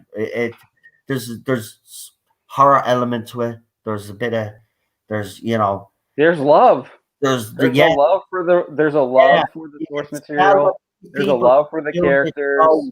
basically cared about this show, and even the actors and actresses that took Yeah. part. And there's a stellar cast, by the way. That's Yeah. what annoys me. This show is absolutely, it blew me mind. It blew me mind. Yeah, and it does diversity it does diversity well too. Like It does. Like it's not like, oh, it's not just like putting someone in there for like a check mark. It's like they're actually like developed it's their characters first before they're any kind of like check mark. Exactly. The characters are developed well. They've got a story that you can get behind, and you get behind these characters. You really do. It's oh my god. They have it's tragic. There, like you said, there's the horror. You have it like you have this like this tragedy. You even have a little bit of like the Romeo and Juliet stuff going on. You have you have voodoo. You have supernatural stuff. You have vengeance. You have greed. There's a lot of like base human emotions that show up, and like these heated emotional moments, and then how they react after they take like these drastic actions and stuff like that really like define a lot of the characters. And it's just really, really well done. Obviously they had issues with the production, so some of it, like you can tell when they're doing their narrative that they had to like make some adjustments in post to like fix a lot of that stuff, because they initially announced it was going to be 13 and I think they cut it down to 10, and then I think they even like had to like cut a little bit more. So there was definitely some issues with that, but the production value is just fantastic, and I really did like a lot of it. Like you can overlook a lot of that stuff. That's the reason why this show was actually cancelled, because there was then some information, it was leaked, or that's not true actually. So yeah, so there was this guy on Twitter who had a blue check mark, of course, was trying to say that the reason the show was canned was because they didn't get enough tax breaks from the state of North Carolina where they filmed. North Carolina's film office was like, that's an absolute lie. They knew exactly what was going on, like how much tax credits they were getting from the very beginning. Like we were all upfront with that. It has nothing to do with the show getting canned. So that was like rebutted. So the biggest kind of like we haven't really gotten any like specifics on why the show was canceled. Even I remember what's his name, Aquaman director, I'm blanking on his name right now, who was a producer on Swamp Thing, said he was still like unclear why the show was canned. I think a lot of it had to do with Abrams and Warner Brothers wooing Abrams and trying to get him to do that. And I think that was kind of confirmed when they announced that he was doing Justice League Dark, and Swamp Thing is a key component of Justice League Dark, and he wants to do Swamp Thing his way. Something else though that was put out there, and it was suggested, and again I will say, there is no basis to this, but it was suggested that the reason why it was actually canned is because it was too expensive to make, and they didn't actually want to make it that dark. They wanted to make it like a kind of a CW type of thing. Yeah, I've seen that. I'm not sure how true that is. I know. Again, we're only. I know it was expensive. And AT&T came in right after that and was trying to make cost cutting. So that obviously could have played into it as well. At the same time, they went in and signed Abrams for $500 million. So. Do you think you don't think it'll ever be resurrected again? No. I mean, they've talked about it, maybe doing it into a movie, but I don't think we're going to see the same people behind it coming back Yeah, anytime soon. I think they're yeah, going to move forward with Justice League Dark with Abrams, and that's kind of yeah. And then just where watch it is. that now all fall Yeah. apart now. When JJ gets his hands on Jar Jar, wherever you want to call him, gets his hands on that and the franchise. By the way, apparently when he first arrived in there, Wonder Woman. Now I don't know. Again, can't prove this, but apparently Wonder Woman 1984, before he came in, was testing well with its audience. Then he came in. Apparently, he made a few changes. They showed the movie again, and apparently, it's testing very badly now with its audience. Now, I don't know how true that is because I don't know how much influence he would actually have on that if a Yeah. movie is already Seems kind of a finished. stretch of a rumor. And she has actually come out, or Patty has actually come out, hasn't she, and said, like, listen, I'm making the movie for the fans. She said it about the first one, and she did. Let's be honest, there is that big moment in the movie that didn't bother me. Her running through the a battlefield. I didn't mind that scene. That didn't bother me at all. I think Wonder Woman, the first movie, was actually not too bad. And let's be honest, she's a nice looking woman to look at. It always Yeah, I helps. mean, it's very similar to the first Avenger. They just changed the time. Yeah, So instead of World War II, it's World War One. yeah, But yeah, no, it's a decent movie. I don't yeah. think. Yeah, I mean, I liked it for what it was. Yeah, I'm worried about the second one now, though. I'm We'll have, super. I think the second one. We'll see what happens. I think yeah, it'll do well initially. We'll see what the reaction will be. yeah. We Everything talked I about read from the it. leaks is kind of iffy. Uh, I don't know. It looks okay from Hmm. all the leaks that I've seen. Uh, we'll see. Hopefully, fingers crossed, because let's be honest, DC's universe, it hasn't fared that well compared to, let's say, Marvel. We have to be honest. Man of Steel for me, I love that movie, right? I love Henry as Superman. Listen, gonna be honest here. I thought nobody could replace Christopher Reeves. I even love George Reeves as Superman, right? I've watched the TV show, love it, right? When Henry came in, when he was cast, I was like, yeah, okay, we'll see. But when I seen him in the movie, I was sold. Should he? There's talk of him doing other movies, but not his own outright movie because they're not sure whether they want to go. Now, I don't know if this is true, but there is talk that they're not quite. Apparently, Warner Brother executives are not confident in Henry to move to move the Superman franchise forward. Now, there's been a bit of reaction on Twitter from the fans. I think the fans have made it clear who their Superman is, right? And they have Yeah, told Warner Brothers loud and clear that Henry is their Superman. I'm an older guy. I'm 41 on Sunday, right? I grew up with these happy movies, right? birthday. Christopher Reeves movies. I'll be streaming on my birthday because obviously we're in lockdown, but I'll have all my friends here, so it'll be great. But I grew up with the original movies, right? Thought nobody could replace Christopher Reeves. I've seen the less we say about Superman Returns, the better. That movie is a fucking abomination. It wasn't Brandon Routh's fault. To be quite honest, it wasn't all his fault, right? He actually looked a bit like Christopher Reeve, so I was kind of like sucked in a little bit. But the Blade movie is shit, right? Man of Steel came along, Kevin Costner in it, another great actor that I love. And Russell Crowe, what can you say about Russell Crowe? Come on, the gladiator himself. But that movie, I was sold. Now, look, I'm not saying that movie is perfect, right? But you can tell by that movie. Do you know who should be actually behind the scenes, still pulling the threads? Christopher Nolan. Look at Yeah, yeah. He look at was a his, producer look on at Man his of Steel. Batman franchise. Let's be honest. That franchise as well. To me, it's a perfect trilogy. Yeah, I love the Batman trilogy by Nolan for sure.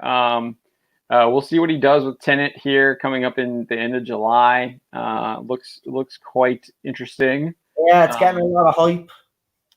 Yeah, as far as Superman, yeah, I think people do want to see Henry continue. Yeah, I'm not sure that there's a fear of him not being able to carry a Superman movie. I think he can obviously carry a Superman yeah. movie.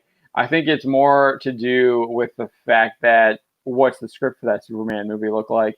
And I also think that there's a lot of people who have different views on how Superman should be and should act. I know a lot of people had issues with Superman snapping Zod's neck. Yeah. And I know they also had issues with him being very petty after that diner scene where he kind of takes the guy's logs and puts his truck on like a crucifix or whatever.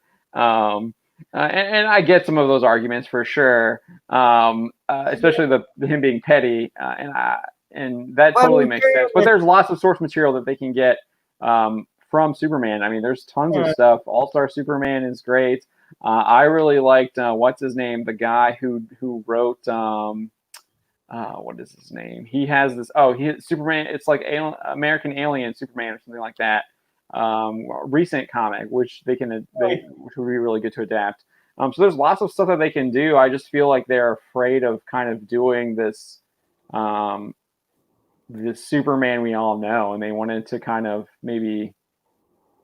I don't want to say the Superman we all know, but when they killed them off when they killed them off too soon, and obviously, yeah. Batman wasn't it Batman versus Superman? That's where he died, wasn't it? Was it Yeah, Batman? he sacrifices himself with the kryptonite spear, and then he gets. Everybody was giving out. I remember even Angry Joe at the time. He was devastated because he basically said this was the term that he used. If I remember, you blew your load too quickly, DC. What were you doing? I think Snyder's vision was that Superman wasn't he needed. So it's I don't want to get too biblical here, but obviously there's lots of Christian themes in that, and I think the whole idea was that he dies and then he resurrects and then he becomes the Superman of pulling the cat from the tree and stuff like that, and he's not like snapping people's necks. That's when he becomes that Superman. And we never got to see that vision play out. They did do it in the Christopher Reeves movies, actually, though, didn't they? Because he does turn bad Superman in what's it? Yeah. Superman 3, isn't it? That Abomination. Yeah, Superman 3, yeah. Yeah. So they do kind of show that evil Superman didn't he? If I'm correct in saying they all thought he died. Was it that movie he thought he died? Or was that Superman 2? Oh, that was Superman 2. No. I get confused now. It's been ages since I see it. I have to watch those movies again now. Yeah, they're on DC Universe, I believe. I think all of them are on there. I need to actually watch them too. Yeah, it's been a while. I didn't like Superman 3 now, I have to be honest. it was, yeah. And is that Zod? Is that where he's fighting Zod? No, that's 2. That's Superman 2. Superman 3 was with Richard Pryor, wasn't it? Okay. Yeah, and it was the real 80s one. Right, okay.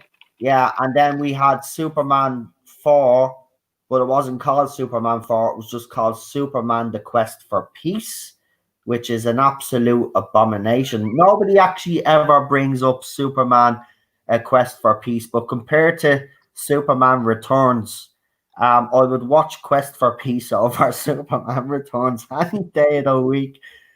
And that's when Superman went woke, actually. Superman 4 was the Superman where Superman was preaching against nuclear weapons because they were at the height of the Cold War at that stage. Yeah, that's when we got the sun dude. Problem being is asking if we are due a Bizarro Superman on screen.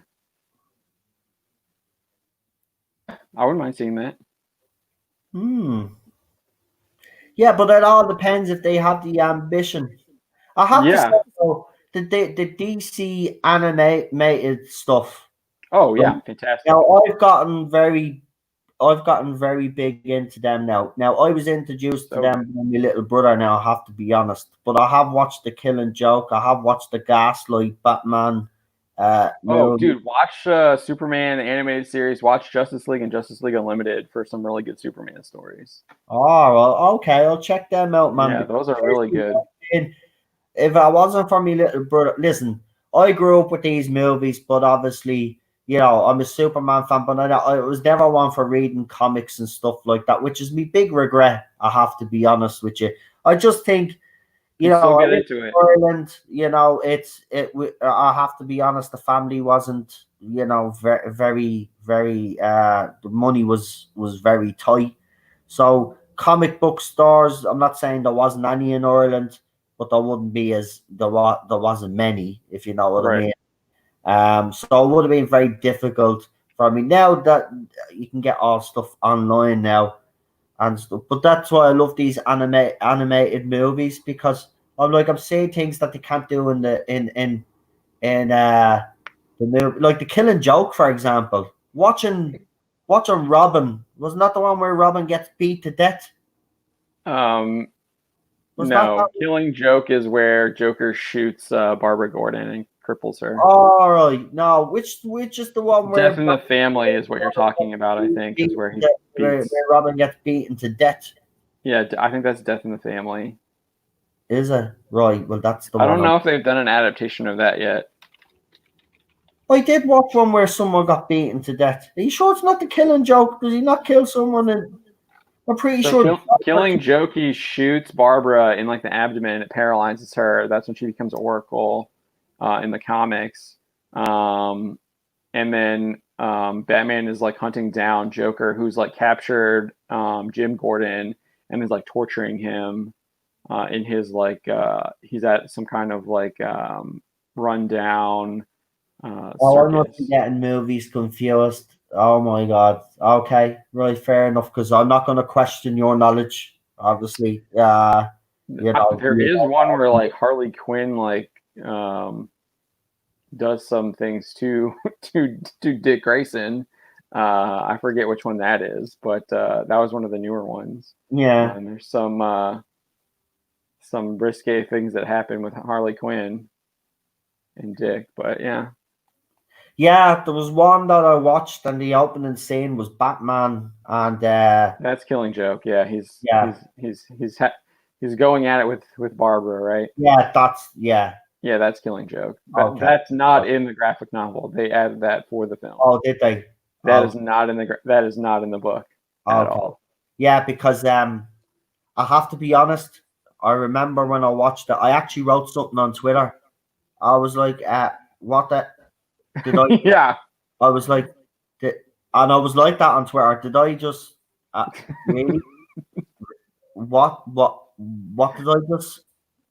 No, I'm sorry. Look, again, I watched the Michael Keaton movies. I watched the TV show, as everybody did, with Adam West. Who didn't? Batman, Batman. Love it, right? Everybody watched it. Yeah. But when I watched that, I was like, "Are you for real? Is this where we've gone now?" Oh, apparently, as well, if I'm correct in saying, uh, Harley Quinn and Poison Ivy are supposed to have it off in something I read. Yeah.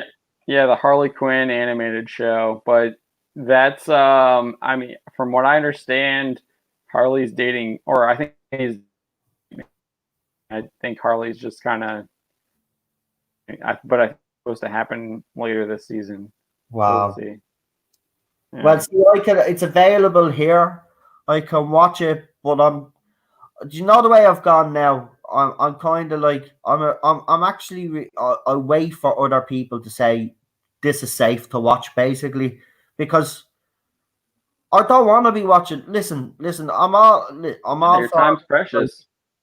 I'm all for political messages and stuff. Yeah, there's other types of media that you can do it on. But when I watch cartoons or watch TV shows or movies, whatever it is, I want to be entertained. Yeah, and there's not a lot of shows out there. Now I will watch The Orville, obviously, because that to me that is funny. It's entertaining. Season 2, I think it matured into a decent sci-fi show with a bit of I think he struck the balance right with season 2, better than season 1 anyway, in my opinion.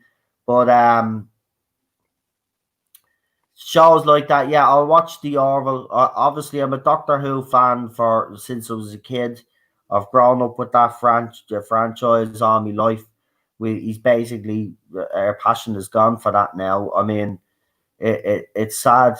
I mean, I was literally, seriously, I don't know, Timeless Children. I had a panel on here and we were reviewing that episode. I don't know if you've heard about it. I think everybody's heard about it at this stage, but I actually broke down live. The show was destroyed. Listen, he destroyed the show.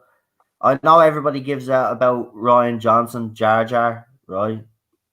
But in 1 hour, Chris Chibnall destroyed the whole of canon of Doctor Who.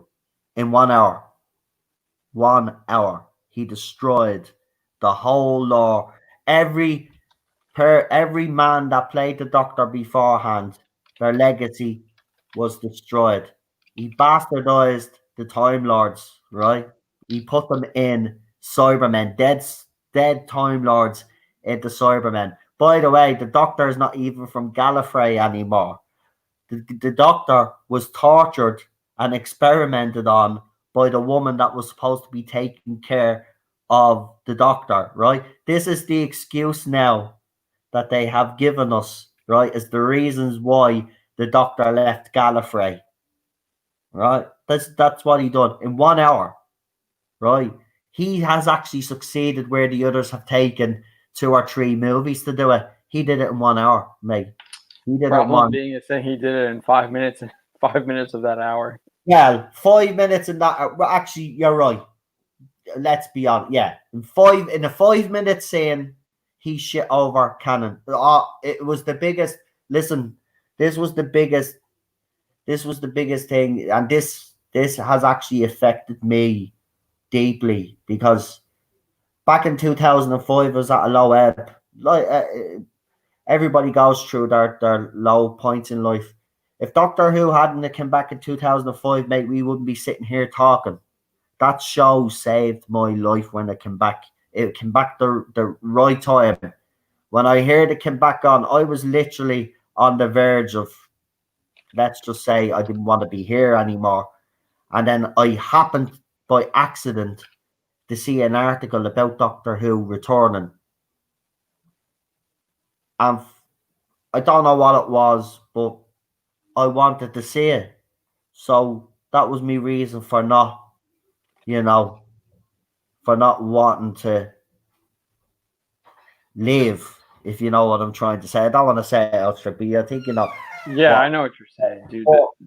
That's what I mean. The show has affected me on a personal level. I grew up with it as a kid. Obviously, the dad introduced me to the show as well. So it's been a family thing. So yeah, to see it being ruined in 5 minutes in that hour, he's right. 5 minutes it took. Yeah, it's devastating, man. I actually couldn't when I was streaming. I thought it'd be all right, but then when I start speaking about it, I just lost it. It was devastating. Yeah. It's your childhood, all your childhood memories being destroyed. That's the way it feels to me. I don't know how it feels to you, but when I see all these franchises and things that I've grown up with, it's just like all our childhood is being destroyed. And I think it's heartbreaking. It is. I definitely see that. The one good thing, I guess, I kind of look at it is that like with Star Wars, obviously Lucas has been changing the films from the very beginning. You can still get that old stuff a lot. You can still watch that, and it's still there. They can't as much as they want to. If you own it, they can't change it yet. They haven't gotten to that part where they're taking it out and changing it. They're doing it on their digital platforms, But if you own that physical media, you still have that, and you can still experience when those shows were still good and when the franchises were still good. That's the one thing I kind of take away from a lot of this stuff. Yeah, and I would actually say to people out there, you know, if the supermarkets start opening up again and stuff like that, the stores where you can buy your DVDs, your Blu-rays, buy the physical media, because, you know, they can't, you know, there's going to be stuff out there that they can't get their hands on and edit.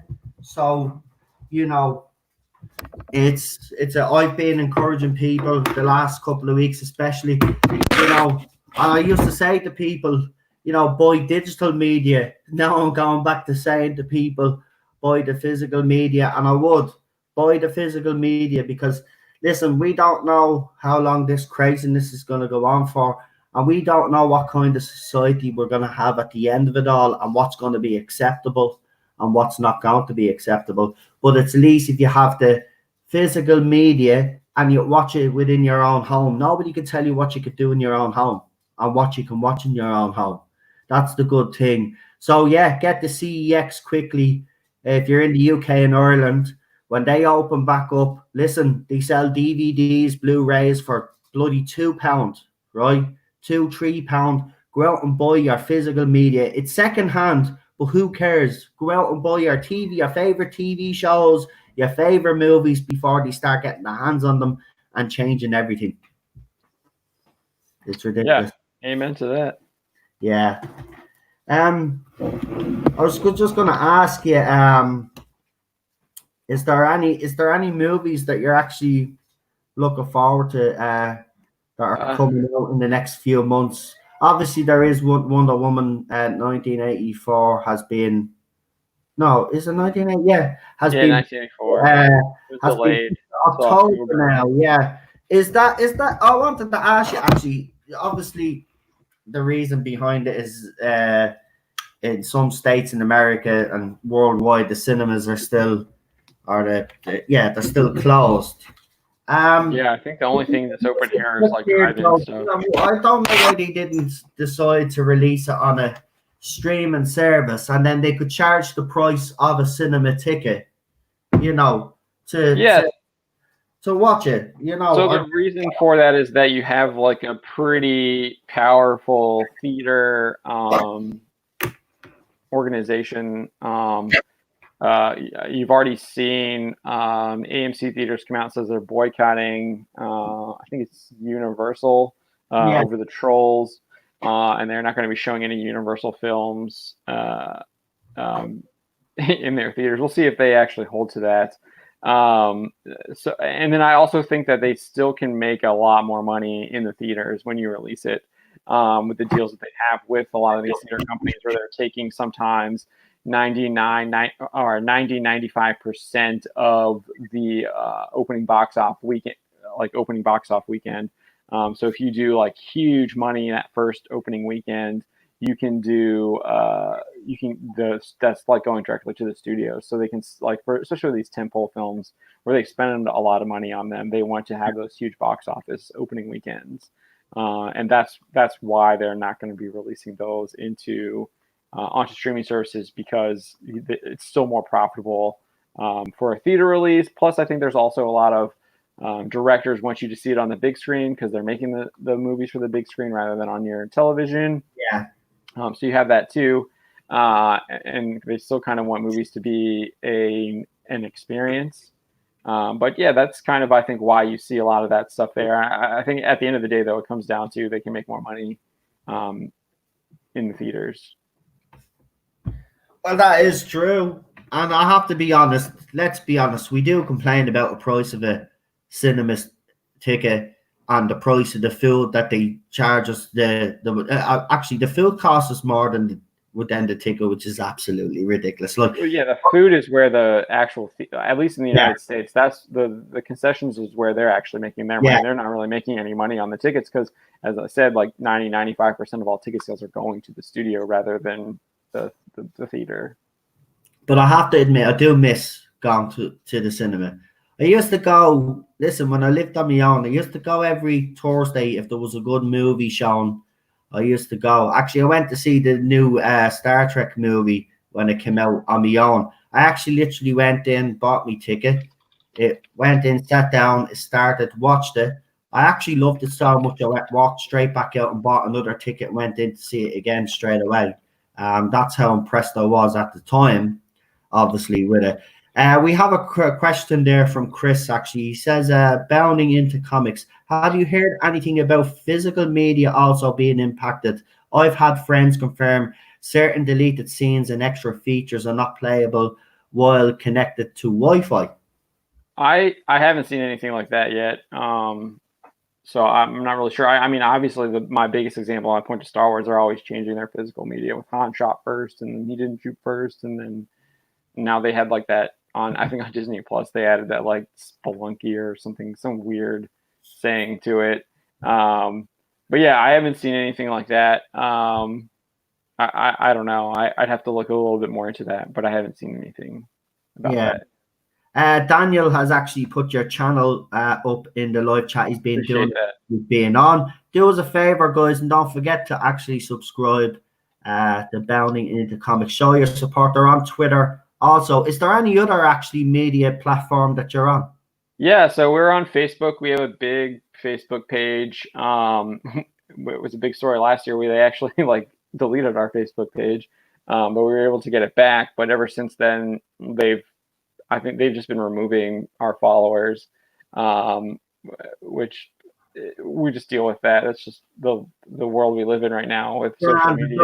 I didn't even know you were on Facebook, so I'm going to follow you on Facebook and throw them up in all my groups on Facebook. So we do have a pretty active group. We've got about a little over 1,000. I think we're close to 1,200 people. We have a Facebook group too, official Bounding into Comics Facebook group. Very active. I share all our articles in there, and we have people sharing other stuff as well.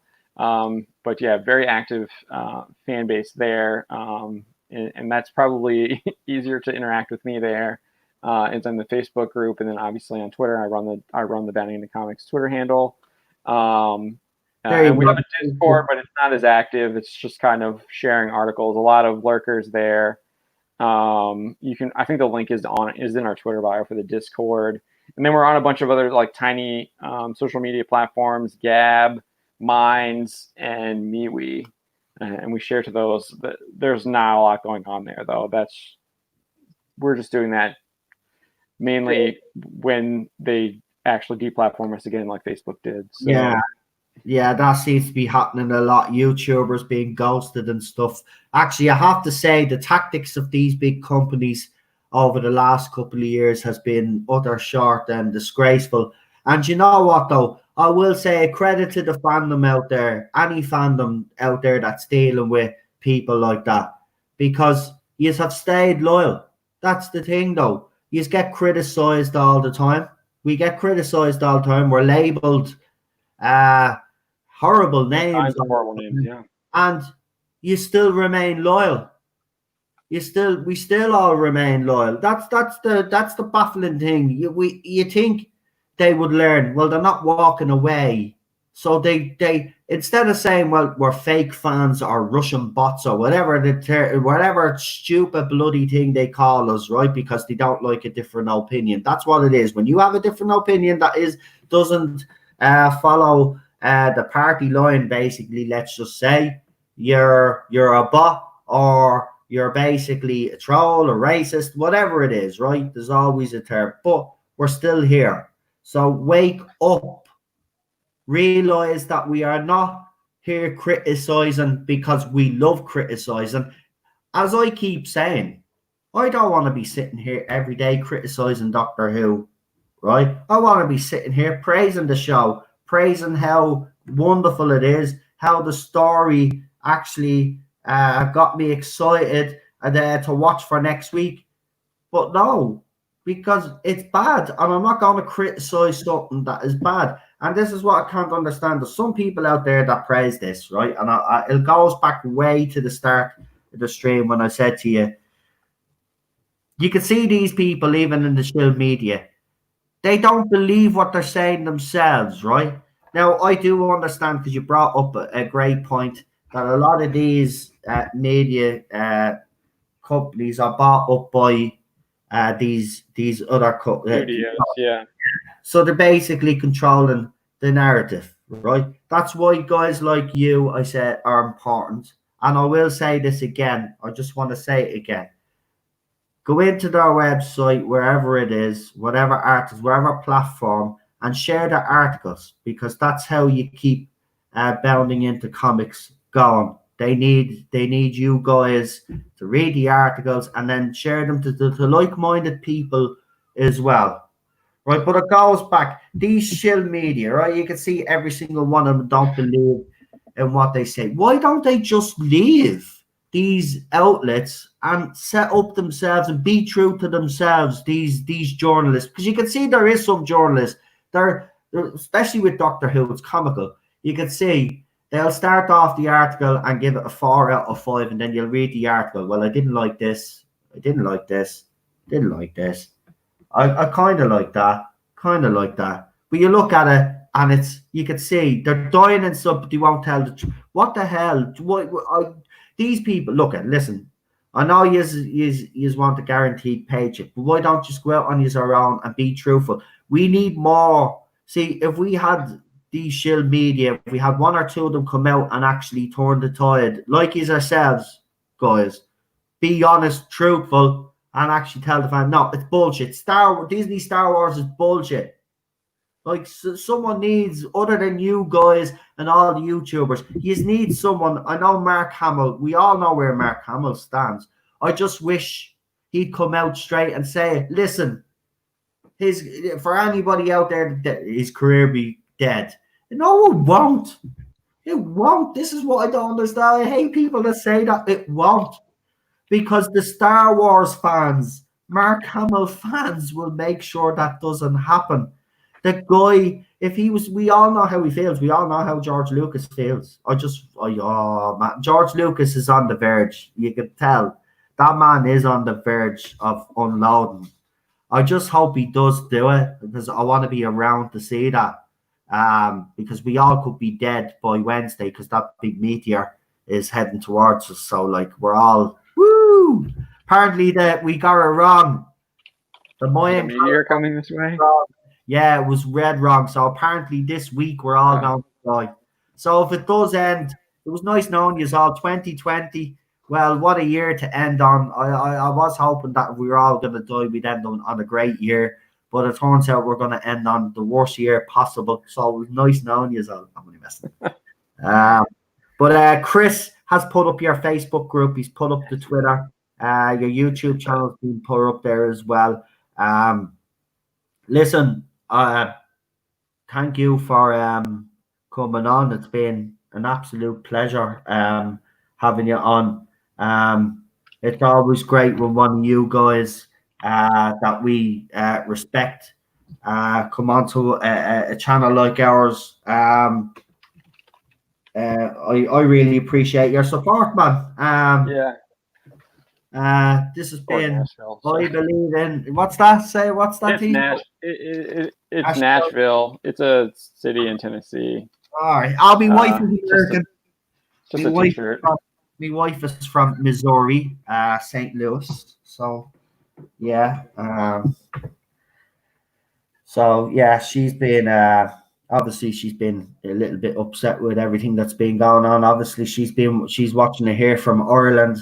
So she's actually watching from the outside for a change. And I will say it's heartbreaking what's happening in America right now and the world. Let's hope we can all sort it out. Look, it just needs to be sorted out. And I mean, it's I don't really speak much about it because I don't like getting political that too often because it's not like I say choose a side because that's the way society has gone now. It's like when you do choose a side or you have certain beliefs or you don't believe in what everybody else believes and you believe that what I believe is happening now is there's a lot of distraction happening right now and we're not actually dealing with the issues at hand. Yeah, I think there's a lot of really core problematic issues that Exactly. Now, I won't get into the whole big thing, but that's where I stand on it. And until people actually sit down and deal with the issues that are at hand, well, this madness that's going on now is going to continue. Again, it's a distraction, and that's what happens when there is an issue. There's always a big distraction, or it's swept under the carpet. This time, it cannot be swept under the carpet. We must face the reality. There's racism around the world, right? We've seen it in the. I said it. I've brought it up. We've seen it live on TV in the English game, soccer for any Americans out there. We call it football over here, but soccer for Americans. We've seen it live on TV. There is an issue, right? It needs to be solved. It's a worldwide issue. Yes, right now America is the focus because obviously of what happened in America. Those cops need to be locked up, and then everybody that's in charge that actually can make it better for everybody in the country needs to sit down and start a dialogue and actually sort out the core issues. And then finally, then hopefully, America and the rest of the world too, because remember, the rest of the world is watching what's happening in America. You mightn't believe this. Well, I know Americans do because my wife says Americans can be very arrogant. You think you are the center of the universe sometimes, but you aren't, right? But we'll say this for you, right? For a country that is arrogant, you are right about one thing. The world does look at you. You do set the example. America, I believe this, right? America can be the greatest country in the world. It really can. It just needs to sort out its own shit before it gets involved in other people's shit. And I think that's what's happened over the last few decades. You have kind of neglected your own problems at home, stuck you the establishment now I'm talking about, and stuck your nose in where it doesn't belong. Sort out your own country first. Make your country be the model so the whole world can look at, and it can bring the world together. Trust me, America is the key here. You get it right in America, get society right in America, the rest of the world will follow. We look to you as the beacon, right? You were always looked as the beacon decades ago. America was always the country that people looked to as the model. So be that country again. I'm saying this to the politicians, the people in charge. Be that country again. You have an opportunity now to make it right for every person in your country, right? There shouldn't be inequality in today's society anyway, right? Forget about all the other nonsense that's going on with all these other lunatics that are shouting out the screen. Sort out the real issues, right?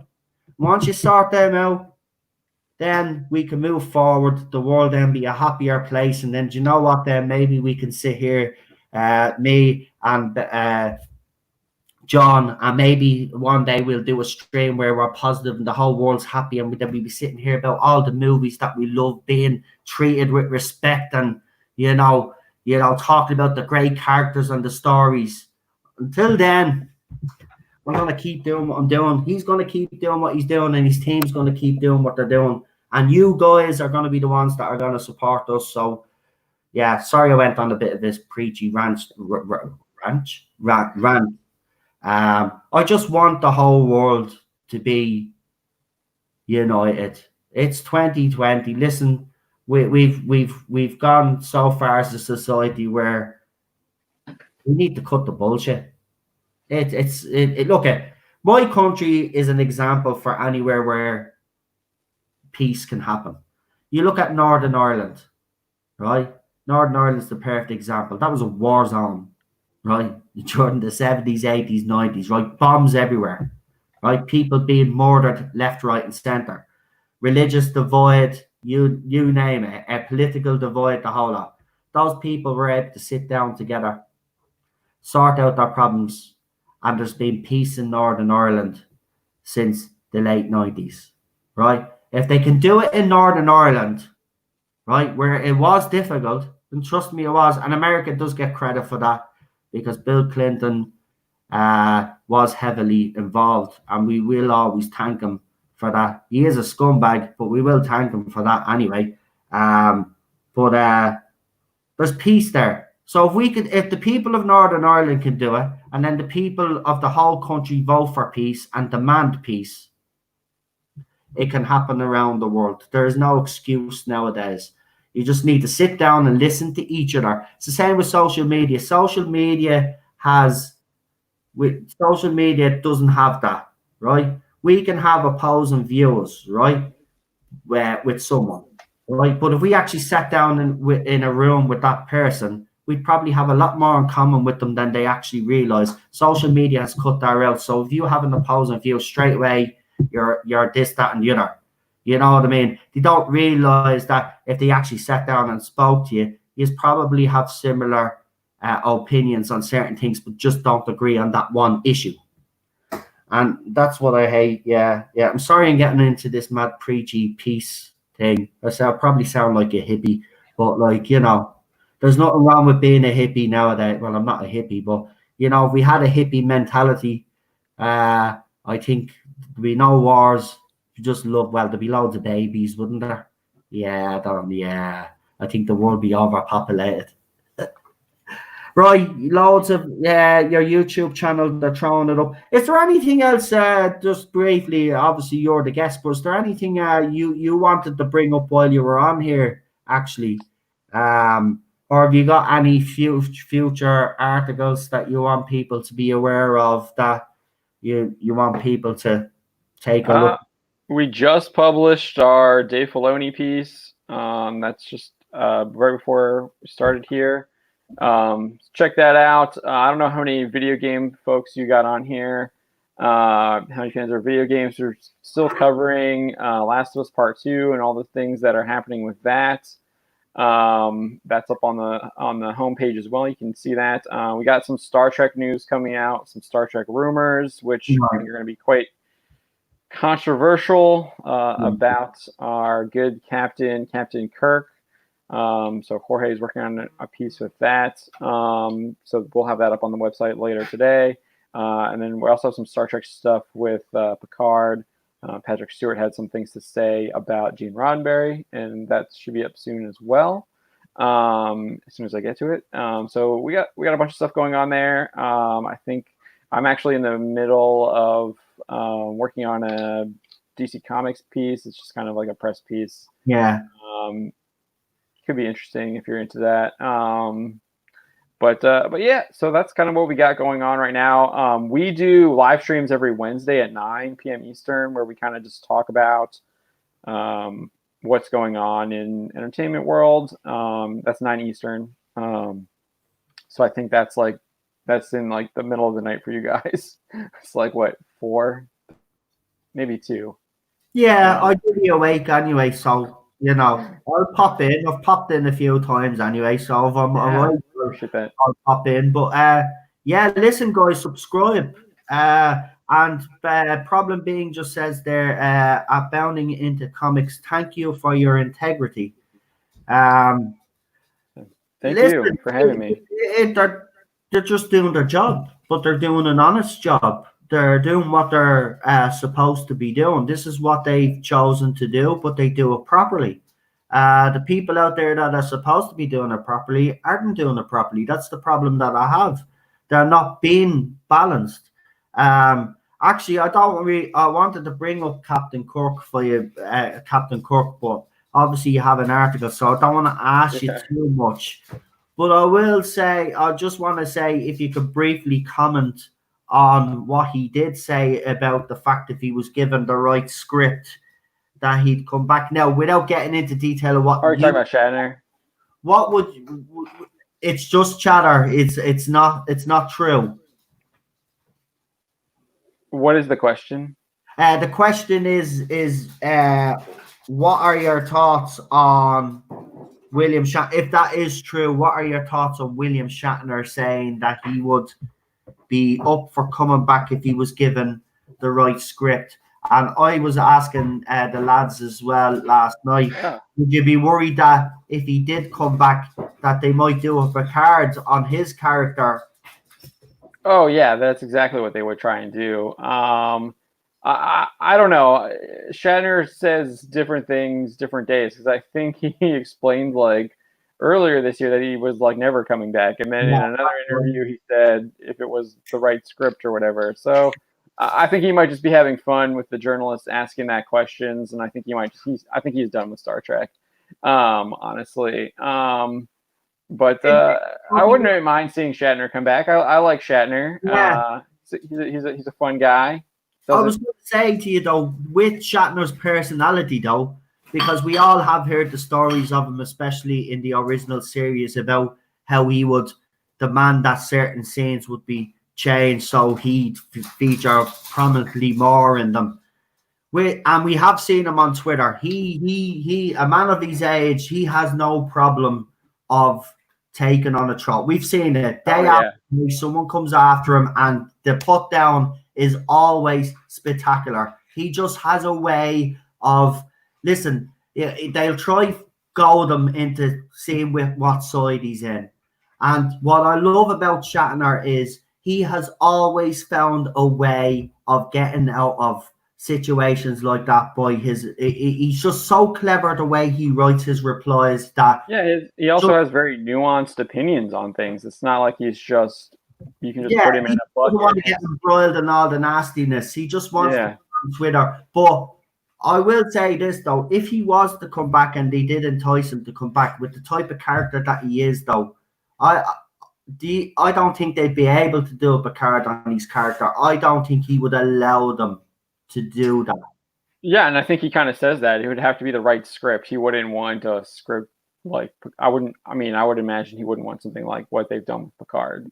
Well, here's the thing: Bridge of the Enterprise or not Bridge of the Enterprise, because that's what we wanted Picard. I wanted to see. I'm being honest, right? I know Picard is shit, right?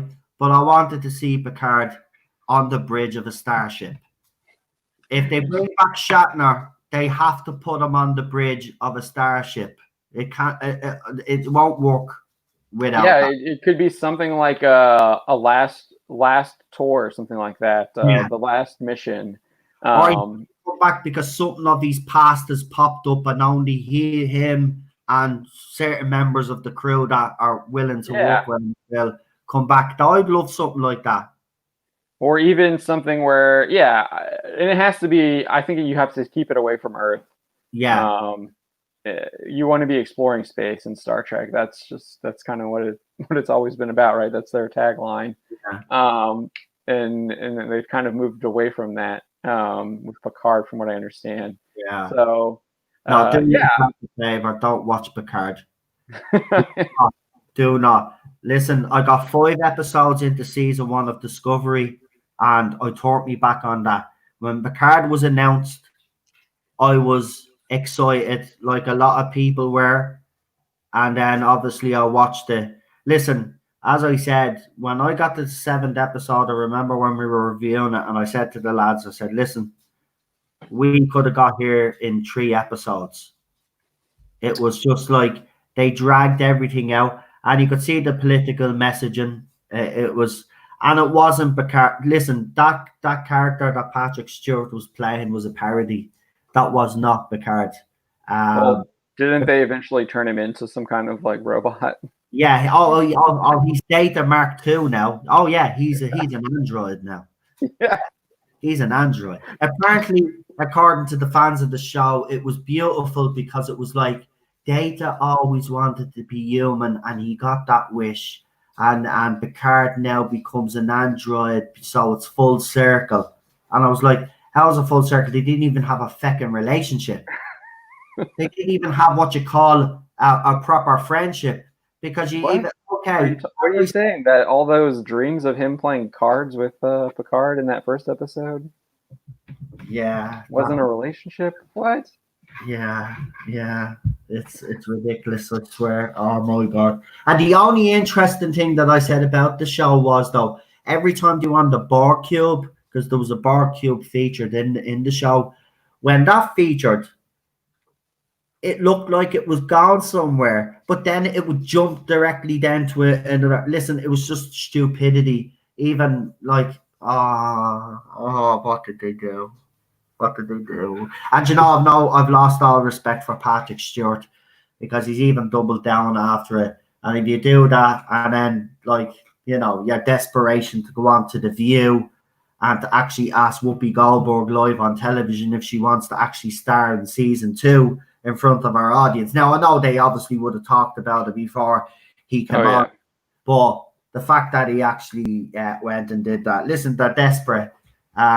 Season 2, I doubt is even going to happen personally with all this madness that's going on. But if it does happen, it does. It's not going to even have an audience. What's the point? Even with Discovery, what's the point?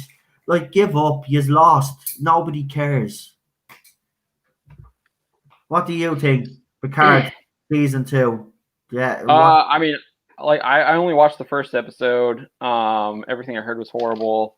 I think CBS does appear to be in financial straits, but it seems like they are going to do a season 2.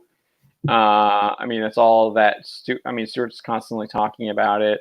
But then they went in and announced that new show. Next, what was it called? I forget what it's called right now.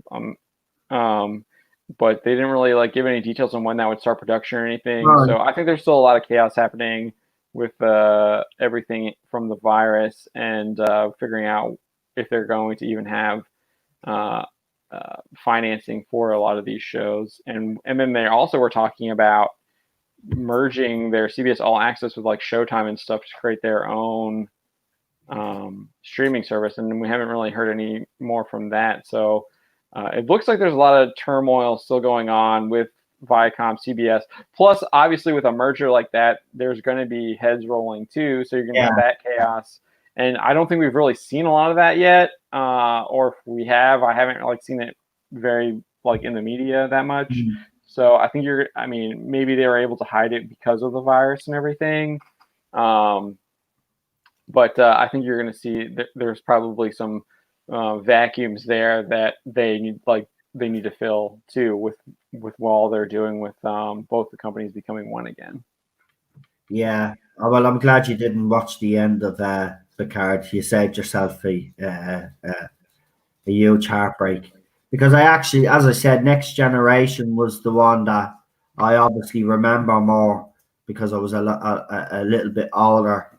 And I did like Picard, obviously in that 4th season, he was a bit of a dick.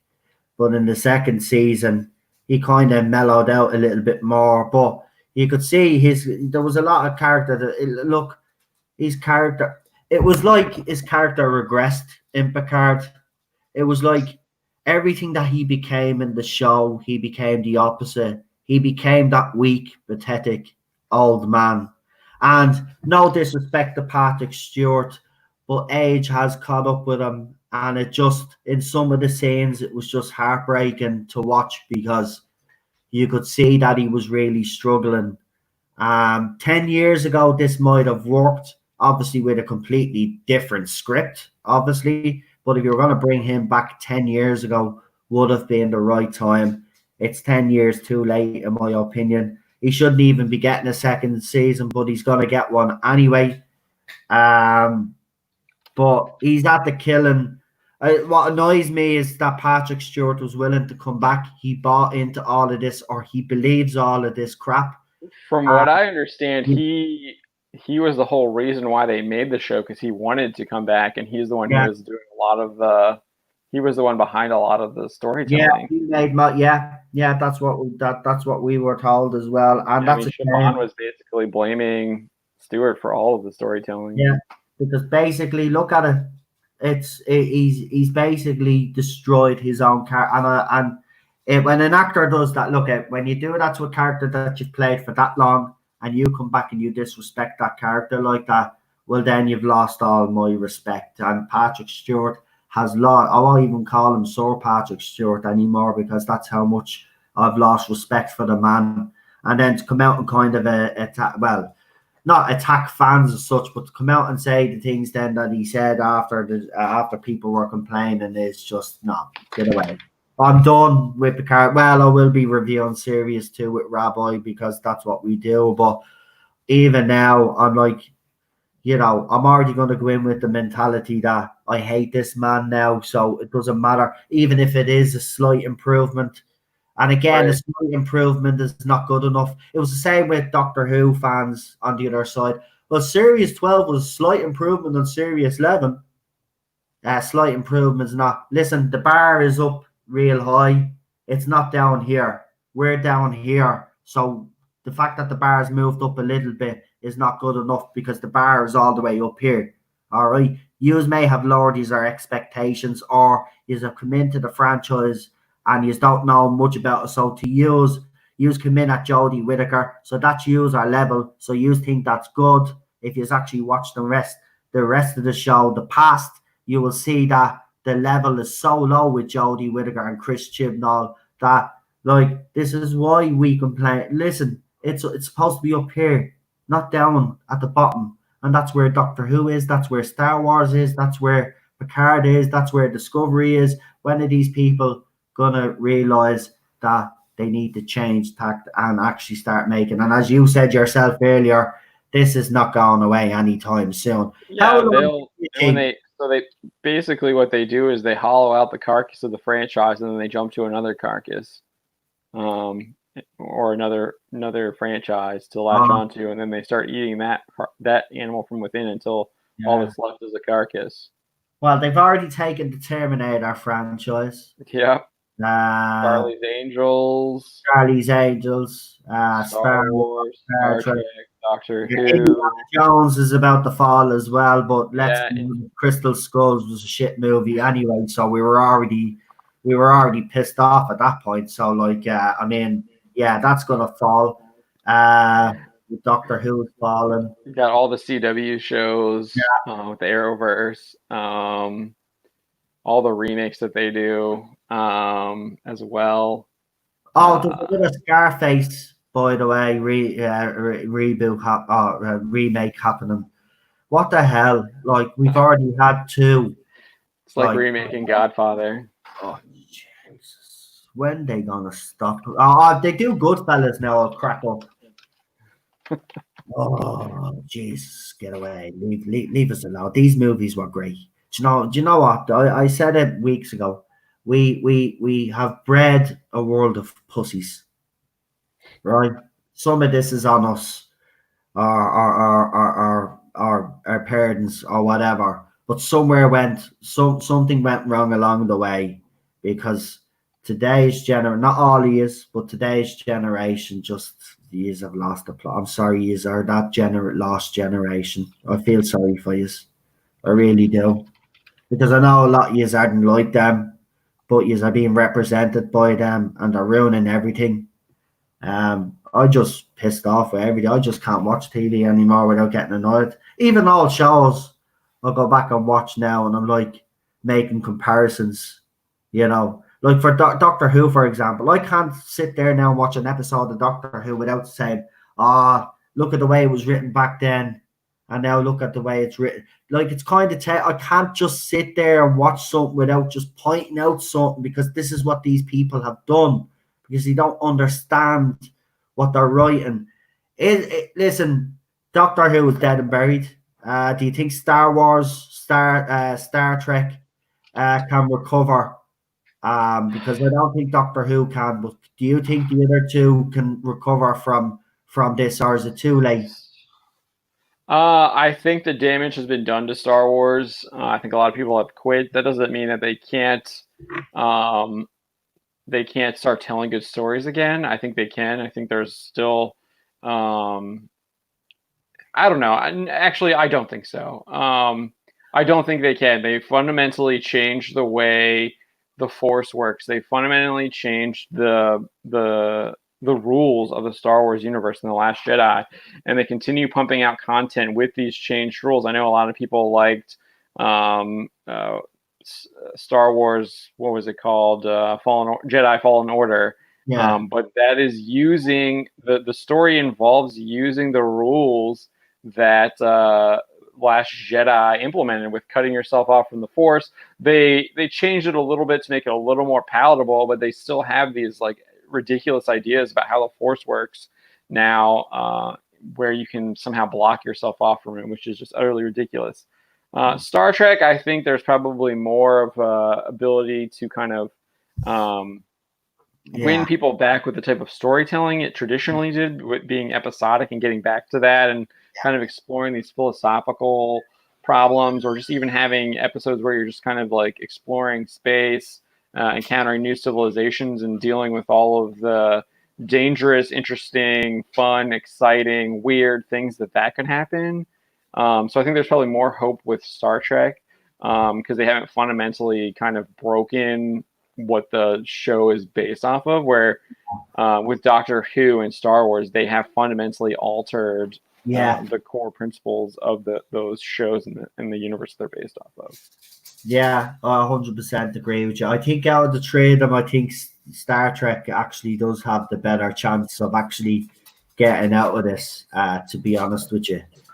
Star Wars' problem is that in order to rectify this mess, you would actually have to disregard the 3 movies that they actually made, or the 4 if you want to actually count in and Rogue One into that. But they would actually have to start from scratch, and they're not willing to do that. They won't do that. Yeah, no, they're still talking about they just announced this video game Squadron something for, I forget what it's called, but it's taking place following the Battle of Endor. So they're putting it in the timeline with the new stuff. So they're still trying to squeeze stuff into this new timeline that they've created. Chris is asking if there's anything to the rumors that Disney is trying to reboot the original series. I don't know. I haven't really heard any specific rumors about that. I think that's just predictions and speculation that a lot of people have, and they've already kind of done that with their little Forces of Destiny shorts. And we saw just recently, we saw them do it with Empire Strikes Back, where they removed a number of characters from the film and had Leia in the place of them. So yeah, that's already happening. So I would not be surprised if they do that within the next decade, where you actually see a remake of the original trilogy. Listen. This is how these things work, right? Disney. This is what Disney does as well. But this is what happens, right? They will buy a franchise, right? They will make their own movies, right? Now, when the movies suck and they can suck everything that they can out of them, then they go back to the movies that people loved originally, and then they reboot them. And that's exactly what will happen with the original trilogy of Star Wars somewhere down the line. Yeah, Disney's already laid that model out with adapting their animated films to live action. Yeah, they had really good success with Beauty and the Beast. Aladdin was highly profitable, but they failed with Dumbo. They failed with there's a couple of others out there that they failed with. They just failed with that live action adaptation of whatever that movie was that they put on Disney Plus instead of putting it in theaters. Artemis Fowl or whatever. Obviously, that's not an animated translation, but Disney's not above failing too. Obviously, they failed with Star Wars, but they saw success with Beauty and the Beast, trying to replicate it. They've had some hit or misses, and Aladdin was financially successful. I didn't think it was that good. The animated films are way better. But yeah, again, that's their MO though. Take something, remake it. Even an example. They tried to say that was a live action film. It's just animation. Yeah. They just CGI'd it with modern technology and remade it. That's what. Yeah, it is. You're right, because a lot of it is CGI. Obviously, it is CGI because I'm not a fan of the live action Disney movies. No, they're no good. But that's what this is what they do. They run a franchise down to the ground. They suck everything out that they can of it, and then when they see that there's no more money that can be made, they start from fresh. And then the thing about it then is then they can then put their own ideas into the so-called original canon, and then start, as you said, they're already starting to make subtle changes. Then they'll start with the movies and then start making the changes then in the origin. Then they'll say, right, this is the original Star Wars trilogy now. Forget about the ones that came before. This is what we're presenting now as Star Wars. And trust me, it won't be any better than what you've got. Oh yeah, it's going to be and horrible. But Disney won't care. They'll just keep pumping these movies out for generation after generation after generation until one generation decides enough is enough. But I think this is the generation that has decided enough is enough. Well, this era of fandom definitely has had enough. And Yeah. and if there wasn't voices on the other side, trust me, Disney would be making these movies a lot. And you probably say, well, how can they make them worse? Trust me, they probably would have been a lot worse only for fans have been on their backs.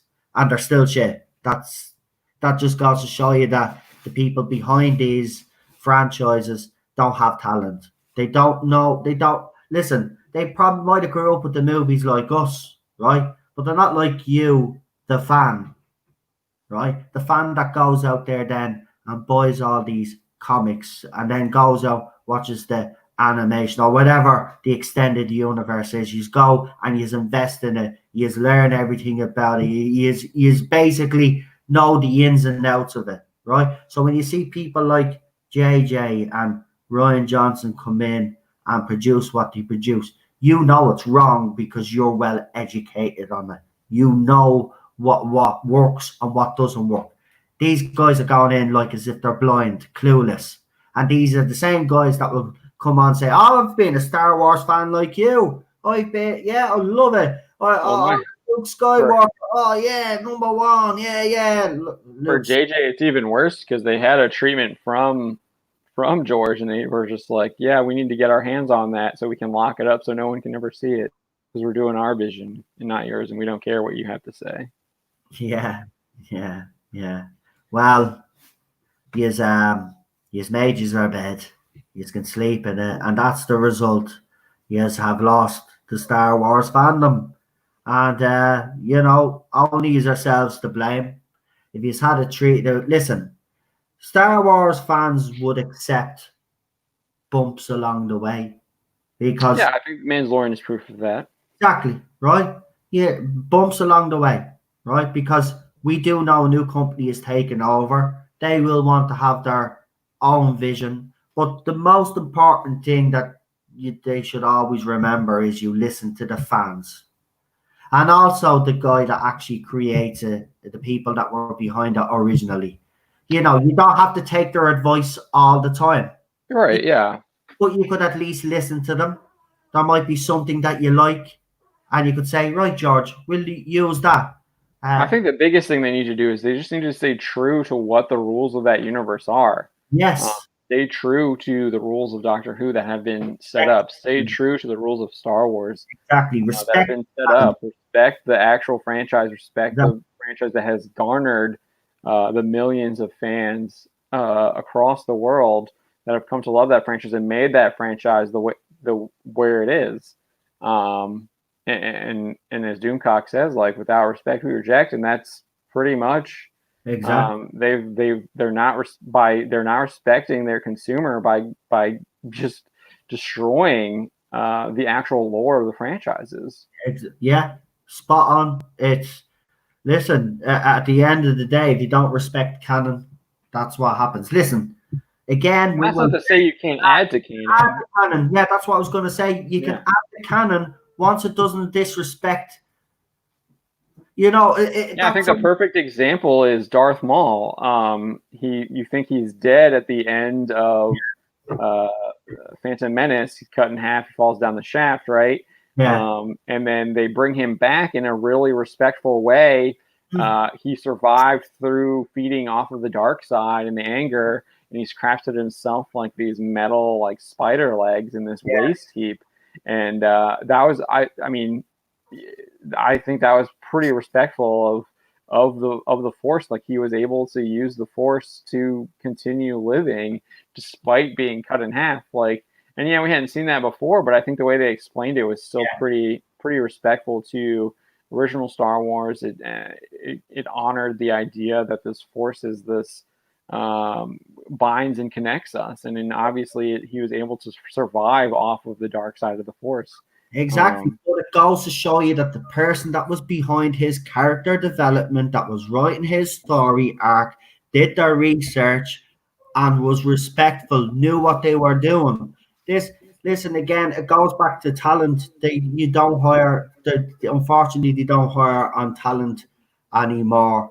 There's always some sort of an agenda behind someone's hiring because they have certain views or whatever it is, or they're a specific gender. It annoys me. Just hire on talent. You know, you do that, you've won half of the battle. And then, listen, as we said, new riders, people that are finding their feet, are always going to have little bumps along the way, especially Disney. Listen, The Force Awakens, I will say, well, it was a safe movie. And you can understand why Disney did make a safe Force movie. But with the second movie, right, the second movie had to be something special, right? It had to be a Disney Star Wars movie. It actually had to, you know, they got a reprieve, let's just say, with the Force Awakens, because, as I said, we all understood it was the first movie. But the second movie had to up its game, and it didn't. It didn't. It was that movie for me. I'm still trying to figure out what his vision, Ryan Johnson's vision, was, because he clearly had something in his head, but when you watch it on screen, you just, do you know what he was even trying to do, John? No, yeah, I do. He tells you what he was trying to do. He's trying to subvert Star Wars. And he does that with a number of things, with Admiral Holdo, the stupid suicide attack, the whole idea of cutting yourself off from the Force. I mean, he went about just absolutely trying to undo everything about Star Wars. He even undoes the characters of that Abrams introduced us to. One of my biggest issues with The Last Jedi was General Hux.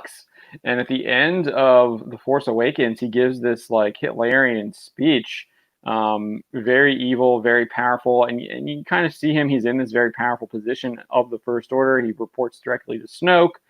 He's the one who's in control of Starkiller Base, and he has this confidence about him. And then in The Last Jedi, he is turned into a joke, and the first thing you get of him is him just befuddled by Poe on this prank phone call. So he couldn't even respect the characters from the film before, let alone the legacy of Star Wars, or the core rules of the film franchise. Ryan Johnson tried starting his own trilogy in the middle of what JJ started. Exactly. Yeah. I totally agree with that. He wanted to create his own idea of what he believed Star Wars is, and he went about doing that. But it was all to destroy Star Wars. That's I firmly believe that's what he set out to do. The thing that puzzles me is I don't see. I can never get around the logic of wanting to destroy these franchises, because let's be honest, if you treat them with respect and you give us great stories, right? It's not just the films that will do well. It's the merchandise sales and all the other stuff that comes after it. I just don't see the logic of ruining these franchises. But listen, I know we have to finish up now anyway. We're near the 3-hour mark anyway. But listen, I just want to say again, thank you for coming on. This has been great. Appreciate having me. I actually haven't done a one-on-one in ages, to be honest with you. I was a little bit rusty there, but I hope you did too long, because I go on a little bit sometimes. But listen, it's been a pleasure having you on. And as I said to you guys in the chat, I see they've been constantly putting up the links to all your different I appreciate that from Daniel and Chris. Please do subscribe and listen. You're more than welcome on here anytime, mate. I really appreciate you coming on and doing Thank this. you. And listen, I don't really speak too often about Star Wars on this channel, even though I have watched them. So it was actually quite nice to talk Star Wars and Star Trek with you, do something a little bit different. So listen, yeah, as I said, if you're up for another one sometime, whenever you get the time, let me know and we'll organise another one and we'll do it one night, man. I don't mind, whatever. It was great having you on anyway. Even Chris says, a great having you here, John. Yeah, Chris, thank you. Everybody's channel moderating. You probably know seeing Chris around anyway. He moderates on Doomcock, Gary's channel, Ballstrex. Yeah, I've seen him over there. Yeah, he's great guy. But thank you. I really appreciate it. Listen, we're gonna go, folks. We're gonna leave it there. As I said, don't forget to subscribe to all the and subscribe to me as well if you haven't already. Sure, definitely. I'm pretty sure you all have because it seems to be the same. But if you haven't, please do. And don't forget to share this stream as well, because that's another way that you help the channels as well. Because YouTube, as you know yourselves, ghosting streams, and we're not, my channel was doing better before the virus, let's just say. It's not doing so great now, but we plow on. We plow on. That's how we do it on this channel. We don't care. We plow on. They're not going to silence us anyway. We keep doing what we do. And that's it. So again, thanks, guys. I'll talk to you all very, very soon. And I will leave you with this. Good night.